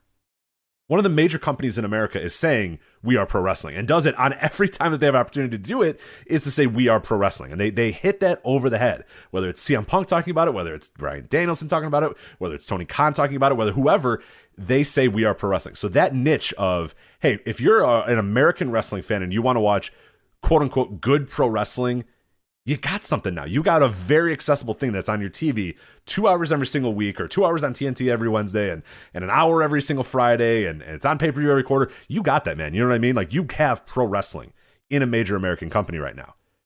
So these companies have to figure out something. What is going to make me watch Ring of Honor? What is going to make me watch Impact? And I think that they've really failed in the last few years of figuring out, okay, what is our niche in this new universe? And maybe Ring of Honor is figuring, hey, we don't have that niche, so we're just going to downsize and just be whatever we are, and people come and watch our shows every so often or whatever, but we're an indie. That's fine. They have maybe given up on that fight, and they're done, and they're going to let it go. Impact, I think, is still largely trying to be in on that fight, but we're going to talk about it in a bit when we talk about Bound for Glory. What is Impact doing that's going to make you, a Joe Lanza, or you, any listeners here, say, oh, I'm going to commit an hour or 2 hours every single week to watching Impact? Bound for Glory made me not want to watch Impact ever again. Because you have a finite amount of time. Like, you know what I mean? Like, you have not, and people. And also, it was fucking horrendous. It was horrendous. It was awful. Yeah. So, and you don't, you're watching that going, what are you guys going for? What do you want me to take from this show? Is it a really, really, really bad impression of WWE? Well, good. I'm not going to watch it then. And that's kind of what Impact, Bound for Glory kind of was. And that's what Impact kind of has been lately. We talked about it a couple years ago when NWA first came out of the scene. What they were doing, and their niche was, were classic TV style pro wrestling. We're territorial studio wrestling. And it was fucking cool because it was different. It didn't try to be WWE. It didn't try to be AEW. It didn't try to be anything else. It said, hey, what's nobody in this marketplace doing? That's what we're going to do. And we talked about it last week with GCW. The reason GCW keeps growing and keeps doing well is they found their fucking niche. Whether Joe Lanza or Rich or whoever, whether we like it or not, they are clearly different than all these other companies. GCW has an entire aura about itself that no other major company has in America right now.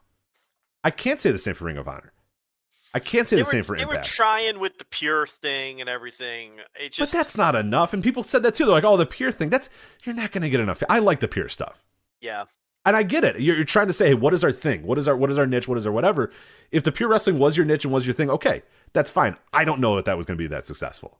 But maybe they should have tried it. Maybe they were going to try it. Maybe it was going to happen. Obviously, that is now done. That's not going to happen. That might be a thing.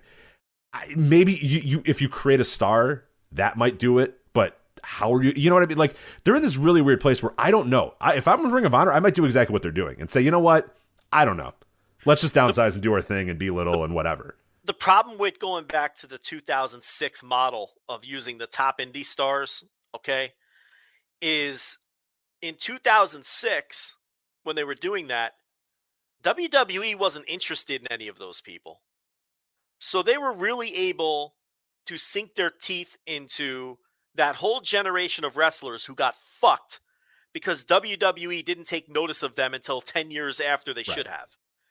Now, Impact got in the way a little bit, but for throughout a lot of their history, they remained on good terms with Impact. There were times that Impact pulled some of the people, but most of the time they were in a good relationship with Impact and they were able to use a lot of those, the Samoa Joes and the Christopher Daniels and the people that were working Impact.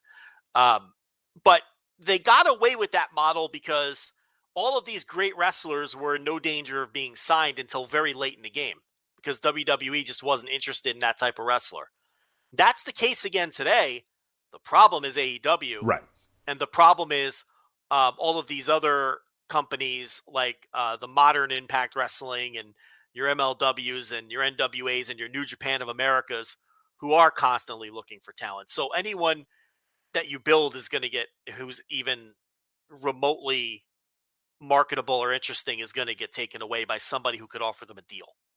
So that model isn't going to work in today's environment because you can't. I mean, people get signed now before they get hot. I mean, we've been talking about that for, WWE before they changed their philosophy was just signing people the second they had a modicum of a name. Somebody like Sky Blue, who isn't even close to ready, and AEW is just signing her and bringing her in immediately because it's either, that's the game now. You have to get your claws in. Right. Blake Christian is a great example of one that we always brought up. Jake Atlas, Blake Christian, those guys that were just like, all right, they did like 5 shows that got promised. Okay, cool. You're done. You're up. You're here. So you can't anyone who gets any kind of buzz is going to be gone. So it's interesting how they're going to operate like that. And the advantage Game Changer has is they have a bunch of unsignable people. So and we've talked about that. We talked before that the ECW benefit is that we're the land of misfit toys in a large way, and that even was untenable and only lasted a couple. I mean, that lasted from 94 to 90, halfway through 97, and then everybody was like, fuck Raven. Oh, who cares? Yeah, we'll bring Raven back. We'll bring Stevie Richards in. We'll do, and then no, not even like people like Sandman and Public Enemy who really were bad fits. Right. It was just like, well, they got to, eventually they gained so much buzz and so much steam that it became untenable, and it was like, well, fuck. Anyway. Yeah. Mikey Whipwreck in WCW those days. That was great. Regardless of whether they're a good fit. Yeah. But I mean, Game Changer with their advantages is Alex Colon and Nick Gage and G Raver and Atticus Kogar. They're never getting signed. Right. No. Yeah. And that's again, like that's, they created a benefit because they created a niche that is not going to be like AEW's not going to get nuts one day and say, fuck it, we're a deathmatch company now. They're not going to sign all those guys. So, it's a very, I don't envy any of these people right now. Try to figure out what we do moving forward, what does an MLW do? What does a Ring of Honor do? What does an Impact do? This second level of promotions in America, it's tough, man. It is very, very tough. And the economics of it is just, it's difficult. Well, we know what Impact does. What Impact does is continue to mail it in, and it's fine because Anthem owns them, and they bought a television station just to keep their wrestling. Yeah, they bought a television station and fired literally everybody else in their company so they could keep it. So I guess, yeah. And they obviously see value in it, and I don't think that they necessarily, I don't even think they try very hard. I mean, Bound for Glory was horrendous. It was a terrible show. The weekly TV ranges from barely fine to why am I wasting my life watching a single minute of this? I mean, it's just, and like you said, it's just a really poor version of WWE, which isn't even good to begin with. So, I don't know. And MLW, I mean, they're just going to continue their endless search for a television deal. And I think that they'll keep doing that until they run out of money, until whoever's backing them decides to stop backing them. They'll keep searching for that other side of the rainbow, the television, the elusive television deal. And, I talked about it behind the paywall today where, the Vice thing was another creatively worded con. They don't have a deal with Vice. They had a deal for Fightland for Vice. That's it. And then it's we all kind of bought it. I thought we had our MLW antennas up, but we all bought that one, and yeah. Yeah, I mean, they got a one night. One night they had a show, and that was it. So. And they're telling the talent now we're going to wait and see on Vice. It's like, it did 40,000 viewers. I mean, that Vice isn't going to put that on prime time. So, and NWA, they'll keep chugging along with their I always forget to mention them, but yeah, but they're running on a nothing budget. They could keep doing those tapings 4 times a year and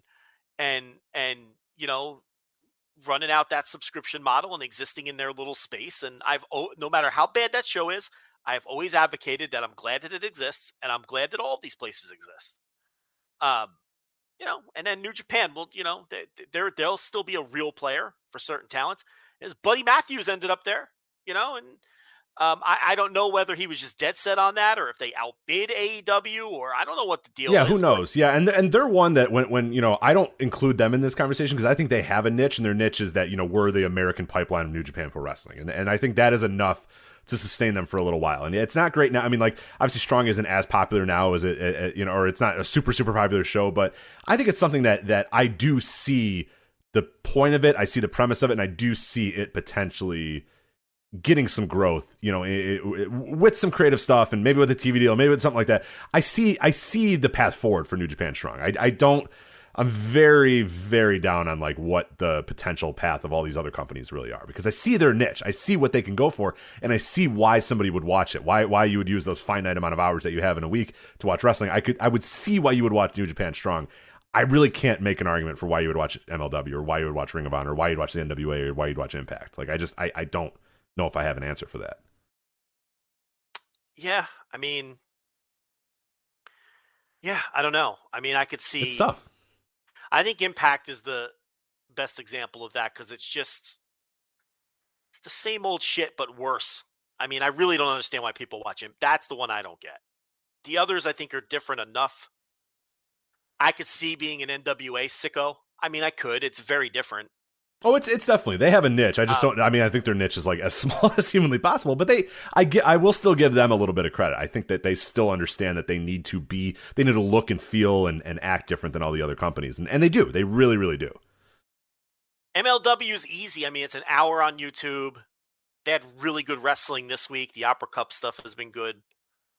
Man, if you're a super hardcore wrestling fan, I get it. If you're watching MLW every week as like your third choice, third down the ladder, I don't know that there's anyone where MLW is like their favorite promotion, and it's they're refreshing YouTube for the upload. I don't think that's the case, but I could see a hardcore wrestling fan watching that every week, and because it's different enough. Impact's the one I don't get. I just think it's So I people are blaming AEW, and I don't think it's a nefarious thing, but I think, my overall point is I do think that it does play a part in it, that like one of the biggest companies in America is doing a lot of the stuff that WWE didn't serve these wrestling fans for years and for 20 plus years. Hell, WCW barely served these fans for, the last half of their life as well. So, those fans needed something else, and they went to Ring of Honor. They went to Japan. They went to Noah. They went to Mexico. They went to all that stuff. Well, that fan, whoever that, that hardcore quote unquote wrestling fan, the type of person that would listen to this show, they have something now that does what they've wanted forever. You know what I mean? Like, it's there. So it's like, what fans are you now serving if you're these other companies? And I guess that, if you want to quote unquote blame, AEW for that, there you go. But the blame is that they finally found this niche that has been, kind of propping up a lot of these other companies for years and years and years and years, and have served them, a show on a major network, easily accessible. And now it's like, all right, well, now where do all these other people live? Like, where do they go? What do they do? I mean, it's going to be a tricky way forward. It's not going to be easy. I mean, it is the hardest it's ever going to be. Right now is probably the hardest it's been for the entire era of the quote-unquote independence over the last 20 years. Since 2002, 2001 till today, I mean, it is never been harder to book and figure out what the hell you're going to do for your business, because it's just, the business is totally different. It was easy to say, hey, we got wrestlers. Hey, WWE doesn't want Bryan Danielson. Well, fuck them. Here you go. He's our wrestler. He's great. That was easy. It was Samoa Joe. They don't want him. Cool. We got him. He's awesome. That it was that easy for years. Ring of Honor to do that. Can't do that anymore. Yeah. So, I don't know. It's going to be really, really tricky, but we'll see. I mean, one thing real quick, and then we can kind of move on here. Tape library. There has been a lot of discussion about the tape library. Apparently, it is out and open. If you want to buy the ROH tape library, you just got to make the right call, and it will be sold to you. Is essentially what people seem to be saying and hearing. And I don't know, what do you make of that noise that we've been hearing? Little Lee Corso, not so fast, my friend. There is a report coming from Brian Alvarez that the tape library is not for sale. Oh, what? So you've got some conflicting Justin Barrasso, reports. He's wrong. All right. Yeah, so I don't know. Who knows? The point here is, if it is for sale, I can't see Tony Khan not ending up with it. I don't know if people have been paying attention, but Tony Khan is one of us. And if you were worth $8 billion, I would have bought it tomorrow. And you had a way to make money off of it, you would buy the ROH tape library. Honestly, there was a time, I think there was a time a couple of years ago where we were honestly, I think in the VOW Slack, it was something like Ring of Honor was doing a terrible job of rolling these matches out or whatever. And I think, I don't remember the discussion, but I think the discussion was literally like, why don't we just call and see how much what will they sell it? Like, we'll help them. We'll do it. We just want to watch these old ROH shows. Like, we'll do it. So, yes, if I was worth $8 billion show, you are correct. I would indeed do it. So, and he has an obvious use for it with all of the talk of them wanting to do a streaming service. And, we all knew all of this content that they pumped out during the pandemic. And since the pandemic was all just to build a content library for an eventual attempt at a streaming service, and buying that library would be very helpful, because they don't have enough of their own content yet to have. They don't. They're trying, but I mean, you need more than like, hey, we have 180 1,000 weeks of Dark. Like that's not gonna, that's not gonna be enough. But no one wants to watch that shit. So you have to have something, it's good. It's good as a back. It's good as like the 8th bullet point of what you have. Sure. You know what I mean? Yeah. Absolutely. All episodes of Dark and Dark Elevation, but that's not the 2nd bullet point. You can't say all AEW Dynamites, all AEW pay-per-views, all episodes of Dark. Like no one's gonna care about those that 3rd one because they're all on YouTube too. I can just watch them right now. So well, they'll yank them from YouTube. Yeah, but, no, I know, but I'm saying like people that have, I could have just watched these. Sure, but it's like nobody wants, you can't sell 1,000 squash matches as a big selling point. Right. So you have to have something else, and that's something that the WWE streaming service cannot offer, and that nobody could offer would be that elusive ROH library, which people are also hungry for because it's been collecting dust for all of the years. It would be perfect for them, and it would be perfect for their core customer base who obviously would, eat that shit up. Oh, absolutely. So, yeah, and there's people in the chat room saying that, they don't need it, there's no need for it or whatever. I obviously disagree, and we just gave you the reason why. Yeah, the reason they need it is because it's great for, selling. They're not going to do their own streaming service, but they can probably sell, or maybe they are, but like they can also just sell that to Paramount or whatever, any HBO Max or whatever. It's a whole collection. That's, yes, they need it. They need content. They need content. There is no, listen to me. They do not have enough AEW does not have enough content right now for a viable streaming service. They just don't. You need other libraries. You need other shit. I mean, come on. That would enhance. No, listen. Well, at the end of the day, Joe, if somebody came to you, Joe, and said, "Hi, we're going to give you $1 million for every flagship audio you've ever done," you're going to sell it to them in a minute, right? Oh, I drive a hard bargain. Maybe not $1 million, maybe a little bit more. But my point is that there's probably a good chance that AEW and Tony Khan realize they need more before they sell that thing. But if somebody came up to them and said, "Hey, you guys have more than enough content already. Here's the millions of dollars. Can we have your content?" It would have been done tomorrow. You know what I mean? If I were Tony Khan, I'd want that library, if for nothing else, just to keep it away from WWE. You can't let them they already own most everything. You can't let them control the history of wrestling to the extent, and that's like the ROH library, which previously obviously wasn't available and still might not be. Is that the biggest library available that they don't have? I would, maybe Impact would be the only one that's maybe a little more. Well, I don't want to count companies that exist because they're obviously not going to sell. Oh, I see. From companies that are gone. Yeah. Stuff that's out there. I mean, there's not what American, else is out yeah, there? American, that's it. They pretty much have everything else. So I mean, that ROH library is deeper and more valuable than PWG's or. Oh, certainly. For sure. And again, like the biggest point too is you can draw a straight line from Ring of Honor to AEW.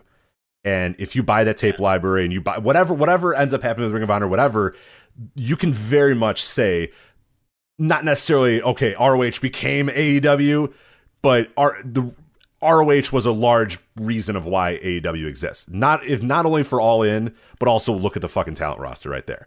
So even if there's even if Tony Khan is hell bent on there's no streaming service, I don't care. Streaming's in the past, streaming's the old time, whatever. If only, like you said, to A, have it, so that WWE doesn't have it, and B, look at the guys you have on your roster and look at what you can do with videos from those guys. Yeah. Like, of course, yeah. I mean, their YouTube channel would be a fucking boom. I mean, that would be insane. The YouTube channel. Well, they could because a roll lot out. of people are just thinking about the golden era of 05 to 07. What about all the elite shit from later on? All the Adam Cole stuff, all the Young Bucks stuff, all the fucking Christopher Daniels stuff from past, present, do not undervalue future. what this would look be at worth this to roster. AEW. Like, look at the AEW roster. And they're gonna bring in Kevin Steen too, and they're gonna have all that stuff. You know what I mean? Like, it's a huge, and in the right hands, that tape library can be very, very valuable. And the right hands are AEW for sure. Yeah, well, we'll see. There's conflicting reports. Obviously, if it's for sale, you do everything. If you're AEW, you do everything you got to do to get your hands on it. And if you're WWE, you might want to try to keep it away from AEW. Sure. And that's also something to throw on to. Although I don't even think they care about adding much to that anymore. I mean, No, they're good, man. They got their bag. They They're wipe their good. hands. Yeah, they got their bag. They're good. But in terms of playing keep away, I mean, you see how petty they are about everything else. I mean, I'm sure they would also be petty about this, and there's good business reasons to keep it away from them anyway. but maybe we should make a play for it. That's what I'm saying. Yeah, let's bring back. That's kind of why I alluded to that. Maybe we should at least get in the DM, say, "Hey, at Joe Koff, like, what's the rate?" You know, we could edit off the entrances. Yeah. And I'll do that. I'll have free time. And fuck yeah, I'll sit here and watch ROH put it on the all day. Put it on the $10 tier. Put a show out every week. Maybe I might increase that tier a little bit, given how much it's going to cost. But we don't know. We'll have to see. We don't know what the rate is just yet. So. $9.99 is the standard, sir. Yeah. I don't know how much higher you can go on that.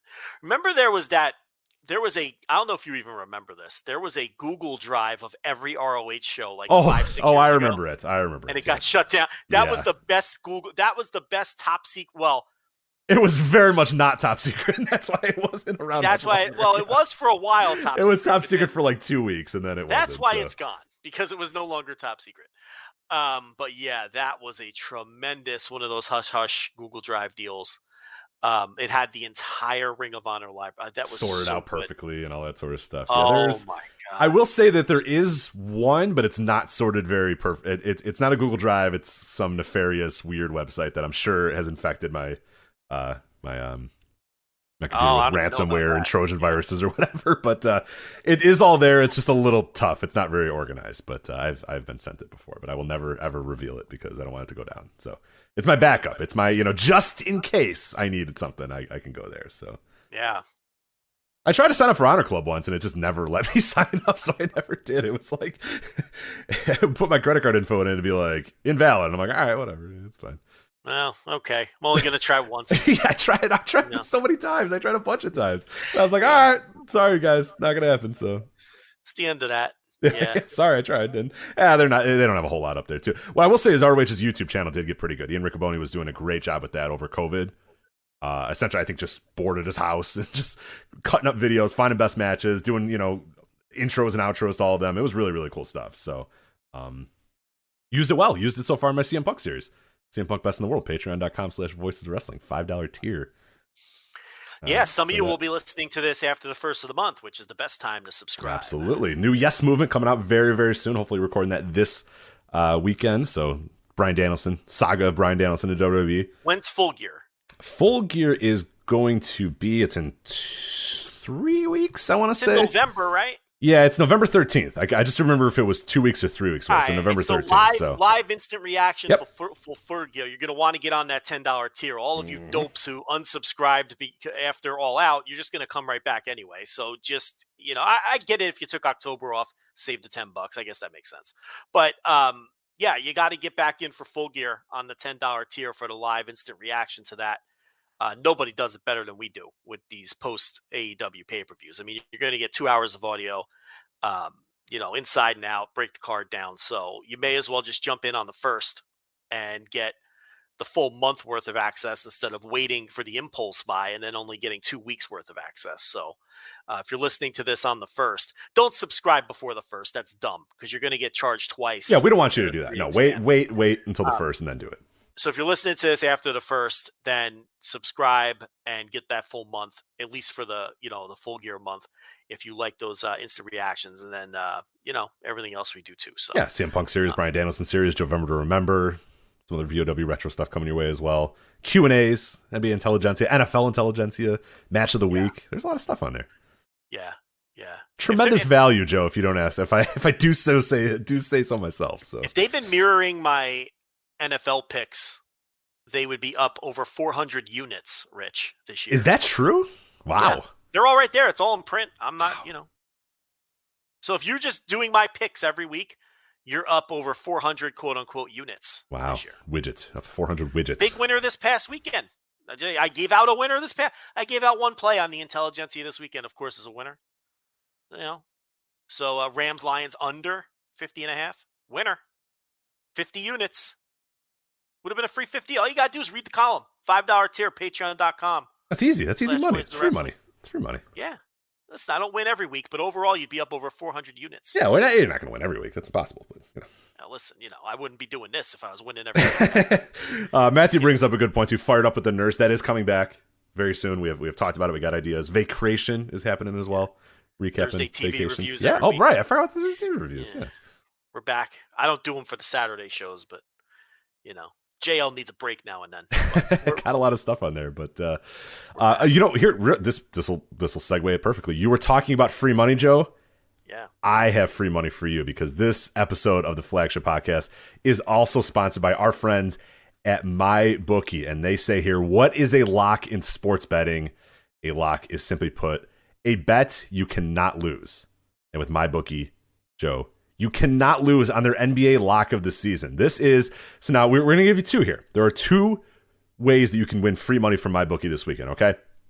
For those listening on Thursday or Friday morning or Friday afternoon or whatever, this is the first way you can win free money from MyBookie. So all you have to do is place a bet on either team to score between the Dallas Mavericks and the Denver Nuggets. We talked about this a few weeks ago. They do these free bets all the time. It's like, over under 10 points or over under they're literally doing, if at any point during the Dallas Mavericks Denver Nuggets NBA game, if anybody scores, you are going to win. And Joe, I did the numbers. I ran it. I went to Basketball Reference. No NBA game ever in the history of the NBA has ever gone scoreless. You cannot have a 0-0 score. So, Joe, I think this is going to work. I think this bet's going to make you money. So this is a free $25 is what you're saying. This is a free $25. So you can go here. It is a lock. It does not get any easier than this one. This is the lock of the season. Bet on either team to score during the Dallas Mavericks. It doesn't even matter. A team is going to score. You don't have to be a fan of either. Just a team is going to score on Friday night's game between the Mavericks and the Nuggets, and you will win. So again, that is the first lock. That's not all. You can do both these. So if you're listening on Thursday and Friday, you have a benefit. If you're a live listener, patreon.com/Voice of Wrestling Flagship Live, $10 tier, you know this tip right now, and you can go on this right now. So you can get paid Friday, Joe, for that free Dallas Mavericks Denver Nuggets. So the game where I promise and Joe promises somebody will score during that game. I promise you that. Lock it in. Somebody will score during that game. That's not it, though, because you can get paid Friday, so you got in that one lock. Then you're going to wake up Saturday, Joe, and you're going to put a bet on UFC 267, because what they are doing, Saturday, October 30th, you're going to place a bet on the UFC 267 main event. I don't know who either of these people are. Do you know these names at all, Joe? Yeah, we got Glover Teixeira. Okay. Oh, I know Glover Teixeira then. Okay. Yeah. And Jam It's not Blashowicz. Mark. It's not Mark Teixeira. Are you sure? Not the baseball player. Okay. No. But if you place a bet on that main event, go ahead, Rich. Risk free up to $100. And what that means, though, risk free. Okay. If Mark Teixeira wins, and you bet on the other guy, what's the other guy's name? Glover Teixeira. It's not Mark Teixeira. Oh, Glover Teixeira. Yeah. Anyway, if you lose the bet, Who's the other dude's name? What's his name? you get your money back. Jam Blashowicz. Blashowicz. Okay. So no matter who you bet on, up to $100, they're just going to give it back to you. That's right. So I don't know why they're doing this. This is stupid, but they're doing this. So on Saturday night, MyBookie is giving all users a $100 risk-free wager on the light heavyweight championship fight in UFC 267. So you're going to bet on Friday. You're going to get free money up to $25 from the Mavericks and Nuggets. Then you're going to put $100 down on anybody in that UFC main event. Risk-free, you're going to get that money back too. So if your bet hits, great. Your bet hit. If your bet loses, no problem. They're going to give you $100 anyway. I don't know why they're doing that. I don't know why they're giving free money, but they're just doing it. So whatever. MyBookie.com. Use that promo code VOICES. MyBookie.com. Promo code VOICES. That will instantly double your first deposit as well. More free money. I don't know what these guys are doing. They're going to go out of business. This is unsustainable, Joe. This can't keep happening. And plus Teixeira's plus 240. So if you hit that, you're $240 richer. So that is the play then to do Teixeira then, right? Sure, because it's risk-free. Why would you bet? Risk-free. So why would you bet for the the favorite? There you're going to bet the underdog. So anyway, MyBookie.com, promo code VOICES. They're going to instantly double your first deposit. So we said more money again. You're going to get $500 put in. They're going to give you $500. You're going to put $20 in. They're going to give you $20. You bet $25 on the Mavericks Nuggets. You're going to win that back. You bet the $100 risk-free wager on the UFC 267 main event. You're going to win that back too. So they're just giving you so much money this weekend. Promo code VOICES. MyBookie.com, MyBookie.ag you can use as well. Use that promo code VOICES. That will double your first deposit to double your winnings, and you can bet anything, anytime, anywhere with MyBookie. So how much money did we just make these people this weekend by saying this? Potentially $265 if Glover Teixeira comes through. I mean, what are you doing? Plus the double deposit. I mean, Jesus. Yeah. Insane. Absolutely insane. Anyway. All right, so that is, man, we're an hour and 46 in. We've got one topic. So That's the flagship. All right, baby. that is classic flagship. All right, let's do this. Charlotte versus Becky. Charlotte versus everybody. So the title exchange on SmackDown, the Superstar title exchange, Joe, it went poorly. So if anybody who watched it, there's a clip on. So if you go to the WWE clip, they edit certain parts of this confrontation, this title exchange out. But there is a YouTube video out there. There's many YouTube videos out there to see the entire thing. If you have not seen this before, but they were supposed to do, Becky was going to give the fucking whatever title she has, and Charlotte was going to give whatever title she has. I forget which was which. Who cares the shit?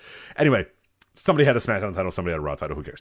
Anyway, they were going to exchange these titles. It was going to be hey, you hand me the title, you hand me the title. Joe, it did not go that way. Can you describe what exactly happened here between Charlotte and Becky? I mean, Charlotte didn't like the idea. She thought she was going to look weak because Becky was going to do the Becky two belts thing, before she handed her version of her title back to Charlotte. And she didn't like how that was all laid out. So she went into business for herself and she played keep away with the title and she threw it down on the mat. She claims she dropped it. I don't believe her.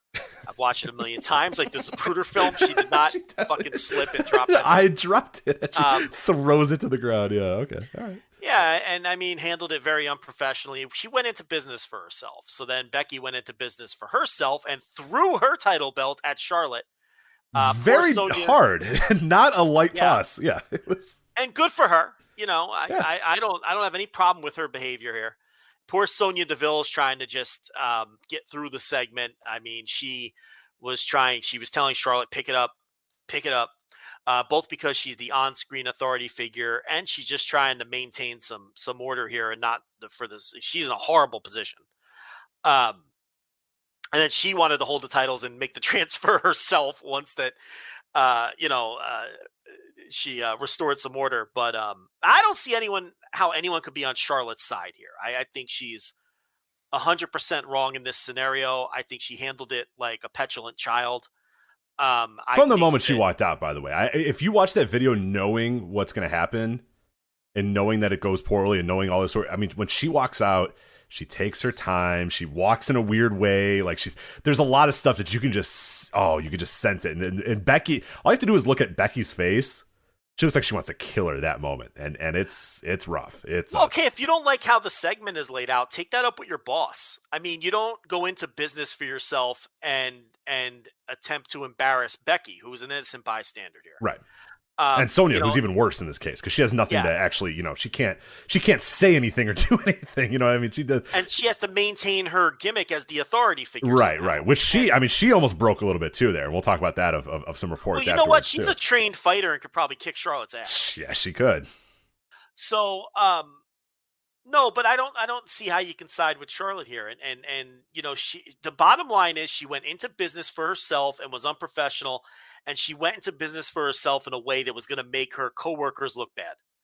And I can't get behind that. And I've heard people say, well, we need more stars to act like this. And I'm not in this way. I mean, and I heard people say, oh, well, Stone Cold would stand up for himself and leave and just walk out. Yeah, okay, he would tell Vince McMahon to go to hell. It's also Stone Cold Steve Austin. It's also Stone Cold Steve Austin. But like this is Charlotte 7,000. Her claim to fame from a drawing perspective is bumping an NXT quarter hour by 7,000 viewers. Yeah.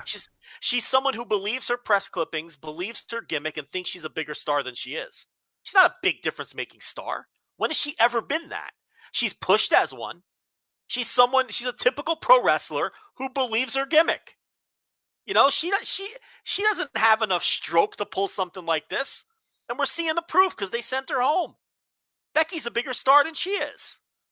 I don't see how you could side with her here. No, I don't either. Business for yourself and shit on your coworkers. Right. I think it's a good thing to stand up, and if you think a story sucks, to stand up and do that. I have no problem with that.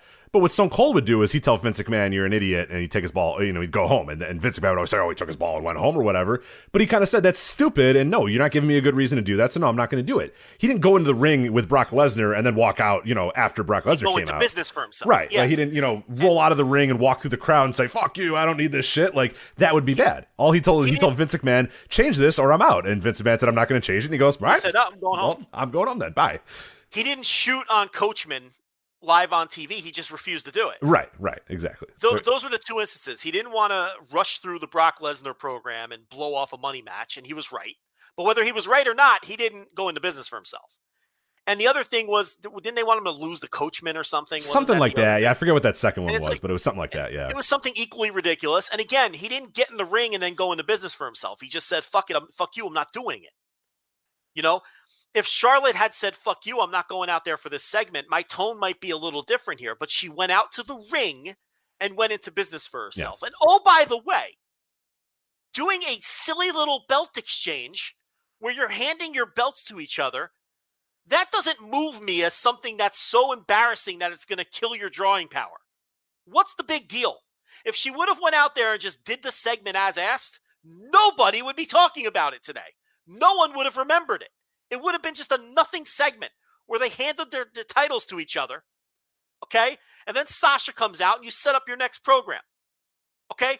Do you think anyone today would be saying, oh my God, I can't believe Becky said Becky 2 belts and embarrassed Charlotte? Nobody would be talking about that. 10 minutes after it happened, she made a mountain out of a molehill. Go out there, hand your little fake title over, Charlotte 7000, and pipe down, okay? Go do your job and pipe down. And you get pushed above the level of star that you are to begin with. Oh, for sure. Yeah. Okay? Be happy with that. All right? And let me tell you something else.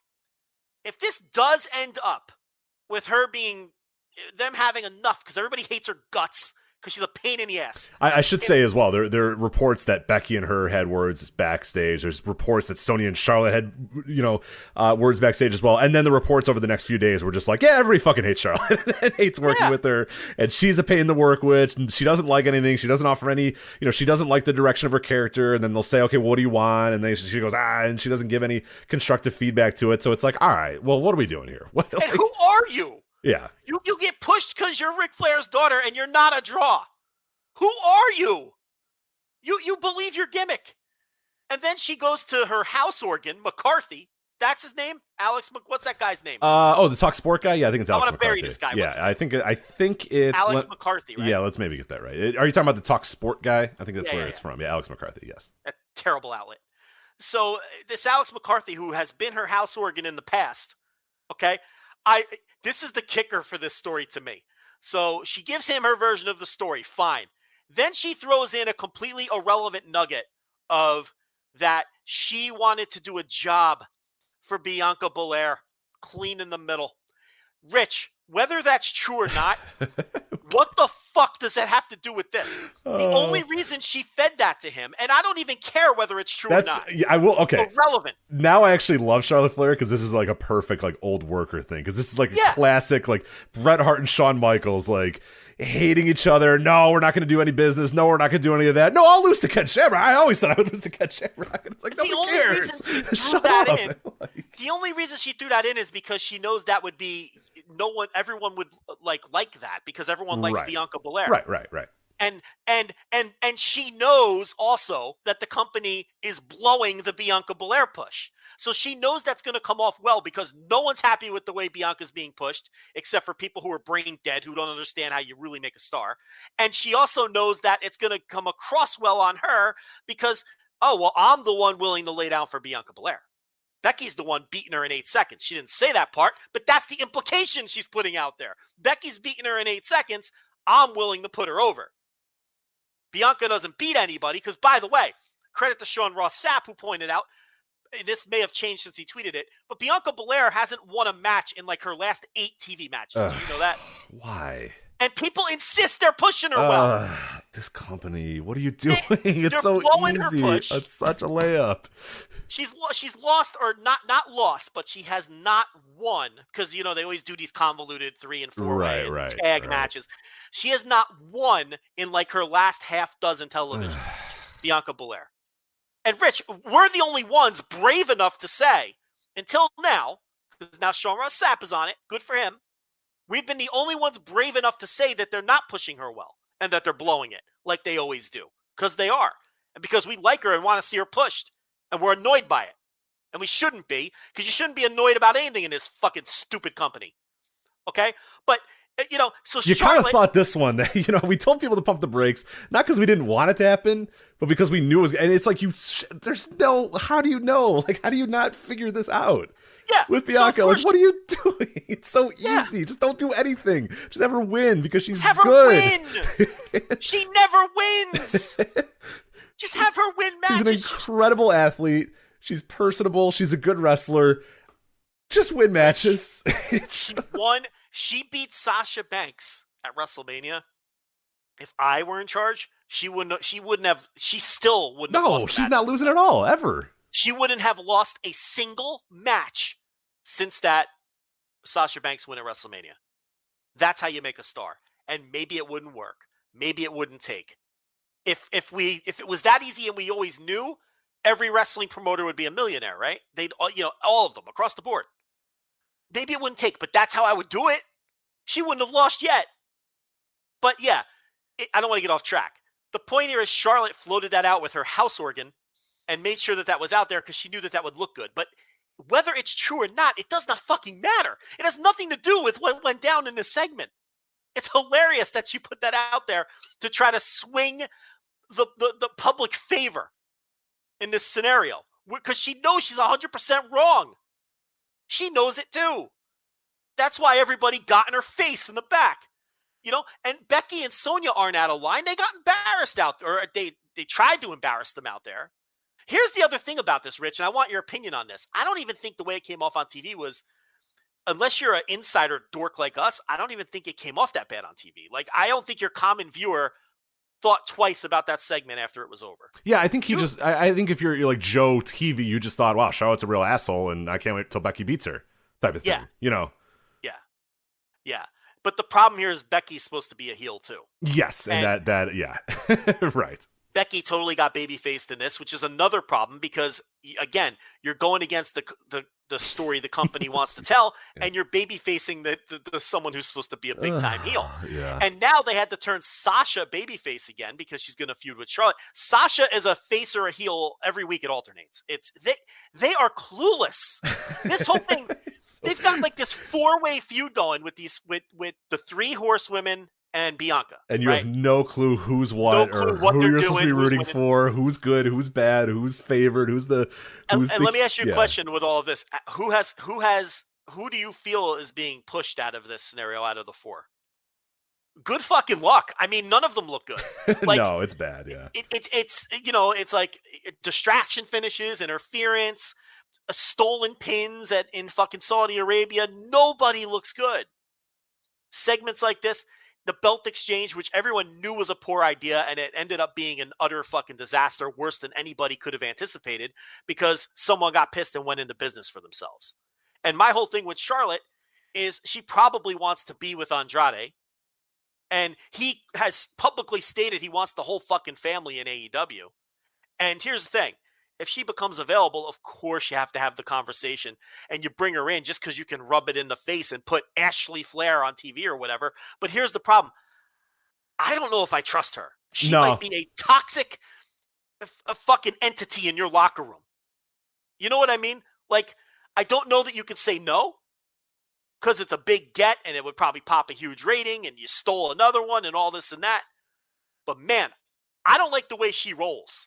And I don't know if I want to, and I don't like the way Andrade rolls. And I don't know if I want to bring in Roosh and his whole fucking family and Charlotte and fucking, and give them like a fucking core of people who are going to be toxic in that locker room. That would scare the shit out of me. It would scare me. Yeah, we had those same conversations about CM Punk, and obviously he came back and was like as good as he could possibly be and is on his best behavior or whatever. Yeah. I don't see it out of Charlotte, and the problem is Punk probably had reasons to be bitter and emboldened and angry and all that sort of stuff. I just don't see why she's like. That's my worry. Is they have literally done everything to give her every opportunity. It absolutely reminds you of Shawn Michaels in like 1997. Like this guy who has been given everything in this company has been given everything, and it's never enough. He's never happy. He's never, this sucks. This is stupid. I hate this. I'm going home. I'm leaving. Yada yada yada. And it's like, bro, what else do you want from us? Like what else do you want us to do? And I kind of get that. with Charlotte as well. It's like, bro, like you're the multiple time champ, all that sort of stuff. Like, yeah, it's one thing to say, hey, look, here, I don't think this is good for my character. Maybe do this, maybe do that. That's not what's happening, apparently. And then we saw it on Friday that that's not what's happening. She's Rich, instead swap the belts. What's the big deal? Right. They didn't ask you to go out there and do a clean job in the center of the ring. Like they asked you to swap title belts. Yeah. What the fuck is the big deal? I mean, her ego is out of control. It's also dorky to care that much in this company, which, like, you know, the way to go is, like, you need to be on, like, the Sami Zayn, Shinsuke Nakamura trajectory with this company. Just, you know what I mean? Just go with the flow. Yeah. Yeah, it's wild. Like, I'm not against wrestlers having some thoughts and some input and challenging a little bit, but never in the middle of the ring, never in front of your coworkers, never where it makes them all look like assholes too. And look like the business for yourself. Yeah, that stuff sucks. If you want to tell Vince to fuck off and you take your shit and go home, I'll respect that. I'll even go this far. If you want to go into business for yourself and cut a promo where you're the only one involved and cut your own promo, I wouldn't even knock her for that. The problem here is two other people. Right, you brought two other people down to your level, and they have no part in it. They've done nothing in this situation to cause this. No, and it's petulant, childlike behavior, and she's not a big enough star to pull it off. Some people can pull that off. She cannot pull that off. Where she doesn't have the enough stroke for that. Yeah, Rich, if she quit tomorrow and went and lived on a beach and never wrestled again, you would never think about her ever again. It would not matter at all if she wasn't on that show. Not one iota. They can just ignore her like Benoit, and it wouldn't fucking matter. No one would care. You know, in a meaningful way. Yeah, and I have the same thought with you about AEW. Is it's like you have to call her, you have to actually have that conversation. But I would be very, very, very nervous about it. I would need to hear things in that conversation that make me believe that, okay, like, you're really about this, you want to do this, I would really have to have a long conversation about that. And I right now, and I would have said this a year or two ago as well. Like, this show has never been a huge Charlotte Flair show. You know what I mean? We've never thought that I think she's solid. I think she's good. There's times in her matches where I think she's really, really good. But I think we've been fair been fair about her all the way. When she's good, she's good. When she's bad, yeah. And when she's bad, she's real bad. When she's good, she's usually pretty damn good. Like pretty great. But yeah, I would be nervous about it because I would need to know, okay, like you can't pull any of this shit here. You know what I mean? Like that's just not going to happen. So. Well, you know what I would do? I would say, we'll bring you in. You're losing clean in the middle of Britt Baker your first match in, and see how she reacts to it. Mm-hmm. And that's something that I would book anyway, because my whole thing is when you're in these kind of wars, you know, I think that your guys should win when their guys come in almost every circumstance. I don't want to say every, because you don't want to deal in absolutes. I still think it was a mistake that Samoa Joe didn't beat Kurt Angle out of the gate. You know, I still think that. I think Samoa Joe, they should have made a statement there with Samoa Joe, and they didn't. You know, not strong enough in my opinion. And, you know, Kurt, you know, he won that feud, right? I mean, I'm not misremembering. Oh, yeah. No, for sure. And it's like, that should have never been the case, you know, because you weren't going to hurt Kurt Angle. Yeah, and Joe never got back on track, by the way, either. Like, the rest of his career, after drawing the biggest buy rate in, you know, TNA history at that time, he never got back on track again. So I'm beating Charlotte as soon as she gets there, and then I'm believing in my own ability to build her back up. You know that, you know, and in AEW that's easy because people know that everybody loses in that company, and there is no bull, you know. But that's getting way off track. The point here is I would be very, very worried about bringing her in, and I'd be very worried about building up a clique of people. Like Roosh has a horrible reputation too, which doesn't need to be even expanded upon. You know, and it's like you got to be careful bringing these kinds of people with these reputations into what currently, at least on the surface, is a very happy environment and a very stable environment at the moment, you know, and you got to be, I would be wary is all I'm saying. Yeah. Now, obviously there's a massive upside to both Charlotte and Roosh, a massive upside to those maneuvers, you know, but it's like, you gotta, I don't know. I'm a bit wary of both of them, you know, but this is putting the cart way before the horse. I don't think they're going to let Charlotte go because they know what we just talked about. They don't want her popping up on Dynamite a week later. So I think they're just going to try to deal with this. But Man, if I'm in WWE's position, I let her sit home. I mean, because I really don't think she's a big enough deal to where it's difference making if she's not around. Right, I can't trust her anymore. Like you've lost that trust. You went out there and you defied our, for better or for worse, you just defied our trust. And if you're a company where everything is so meticulously planned out and all that sort of stuff, for you to go out there and just completely do your own thing and throw two other people under the bus. And I was going to remark as well, you mentioned Sasha Banks. Her music hit and Michael going, "It's boss time." And then Sasha Banks ran down to the ring. It's the fastest she's ever gotten down to the ring. Yeah, and we didn't even bring up Sasha, but she's sitting in the back waiting to do a segment, and she doesn't know what the fuck. No, and it's like, and Michael's like, "It's boss time." She, does one swoop. Now she's got to and she's running in there. Yeah, she's running into the ring to get in there to try to go into this fucking bomb of this goddamn, mushroom cloud that's in the middle of this ring and do her normal promo, thinking, all right, so who am I talking to? Like, what's going on here? Who's the heel? Who's the babyface? Who am I talking shit to? And it's just, it's a disaster. And she's someone who can pull a little rank because she does make a difference in the ratings and all of that. And that's why you see her disappear. That's why she can take her ball and go for a little bit and say, what? I'm just going to go fuck around Japan for a couple months. You guys care? And they go, "No, that's fine, Sasha. Whenever you're ready, come back." Like, she's earned that, and I don't think that Charlotte necessarily has. I think she, so there's all of these situations are case by case. You can't have absolutes with any of these things. But in this one, I genuinely don't see how you can be on Charlotte's side here in this scenario. She's just 100% wrong. Yeah. In this one, there's ways to go about this, and this was absolutely not the way to go about it. So, and I think the people who confronted her in the back had every right, and and I think they were right for sending her home.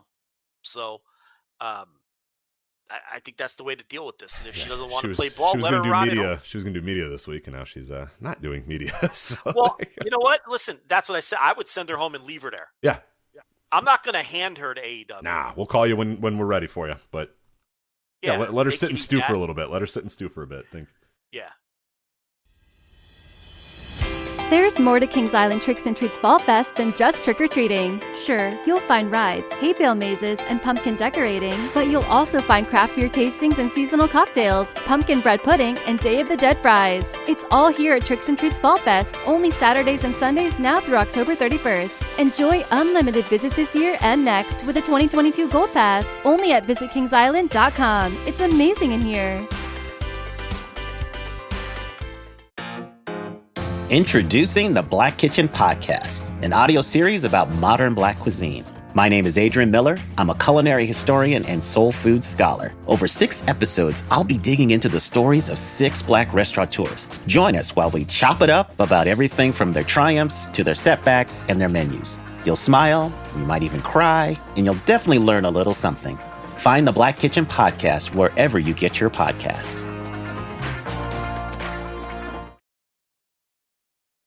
That's Charlotte versus Becky. Let's real quickly, since we're in WWE land here, you want to talk about NXT 2.0's Halloween Havoc, Joe?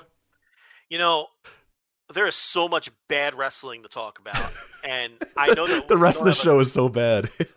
Yeah, well, it worked out good because we don't have good shows to talk about, so we can get through a lot of these very quickly because I hated these 2 shows we're going to talk about. I hated them a lot. Halloween Havoc show was one of the dumbest, stupidest wrestling shows I've ever seen in my life. I fucking hated this show so much. I cannot I cannot think of the time in recent memory that I've hated a show as much. And it wasn't even just that it was boring and I was just like, you know what? I can the next day when I watch. Well, see, Bound for Glory, I didn't hate Bound for Glory that much because it was just like kind of boring at times.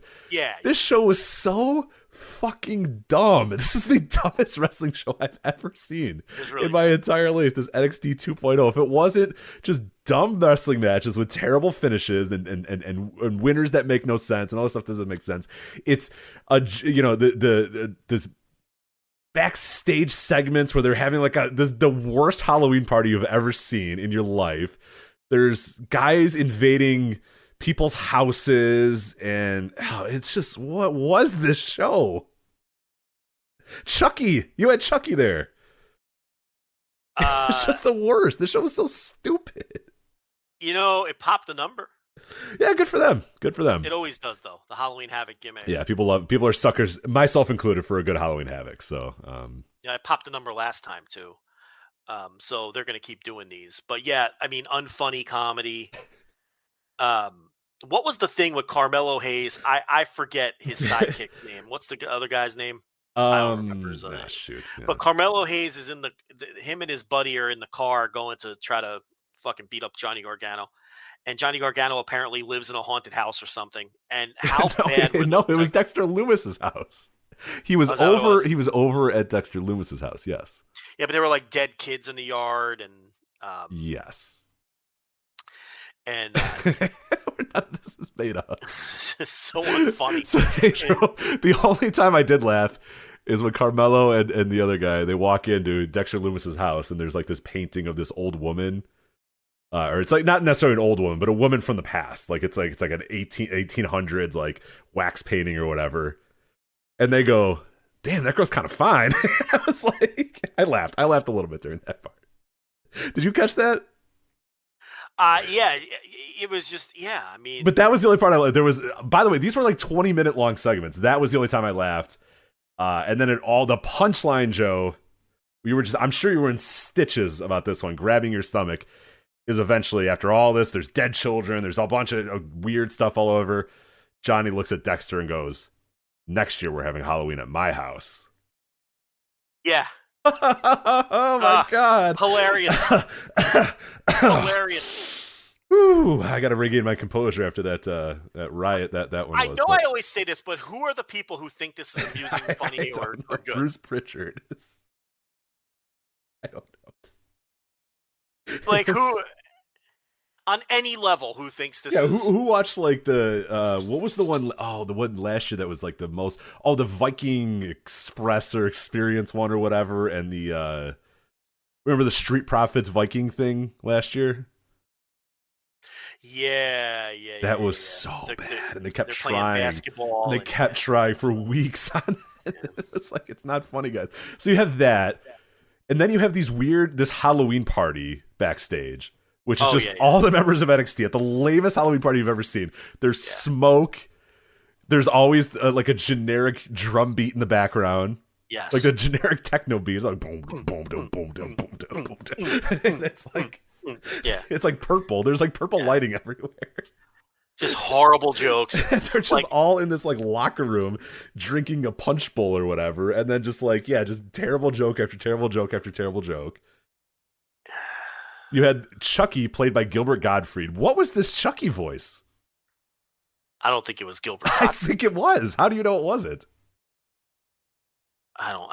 He was like, "It's Chucky here." I was like, "What?" Yeah. I was like, "That's not how Chucky sounds, right?" Yeah. All right, it's time for Chucky. I'm like, "What?" I'm like, "That's Gilbert Gottfried." Chucky now sells fake jewelry at the flea market. That's who Chucky is now. Yeah. Rod Breaker. And I'm like, that's not Chucky's voice, though, is it? It's an actual Rolex, I swear. It didn't sound like Chucky. It sounded like Gilbert Gottfried. And if you didn't think it sounded like Gilbert Gottfried, go back and you will not be able to understand. You'll be like, what the fuck? I would respect it more if it was Gilbert Gottfried in the role of Chucky. That would rule. That would be awesome. So Yeah. No, it's Halloween Havoc. It's like, you know what I mean? The fuck is this show? Never mind that it's Chucky the murderous doll as deciding on the stipulations of the matches. On the show. The part when I was just like, this is the dumbest fucking show. What am I doing? Is they were like, Vic Jones was like, all right, we're going to go to Chucky, who's going to spin the wheel and make the deal. And it's like, I'm Chucky, I'm going to spin the wheel. And then then he spins the wheel. And then they go back to the NXT, whatever the hell they're calling the NXT 2.0 arena or whatever. Mm-hmm. And there's some little doofus kid, some wiener kid on the stage. And Vic Jones goes, all right, this little kid, he's our fan of the week. He's going to spin the wheel. And I was like, you just told me Chucky was going to spin the wheel. Yeah. I hate this show. It's so bad. I hate this show so much. Yeah.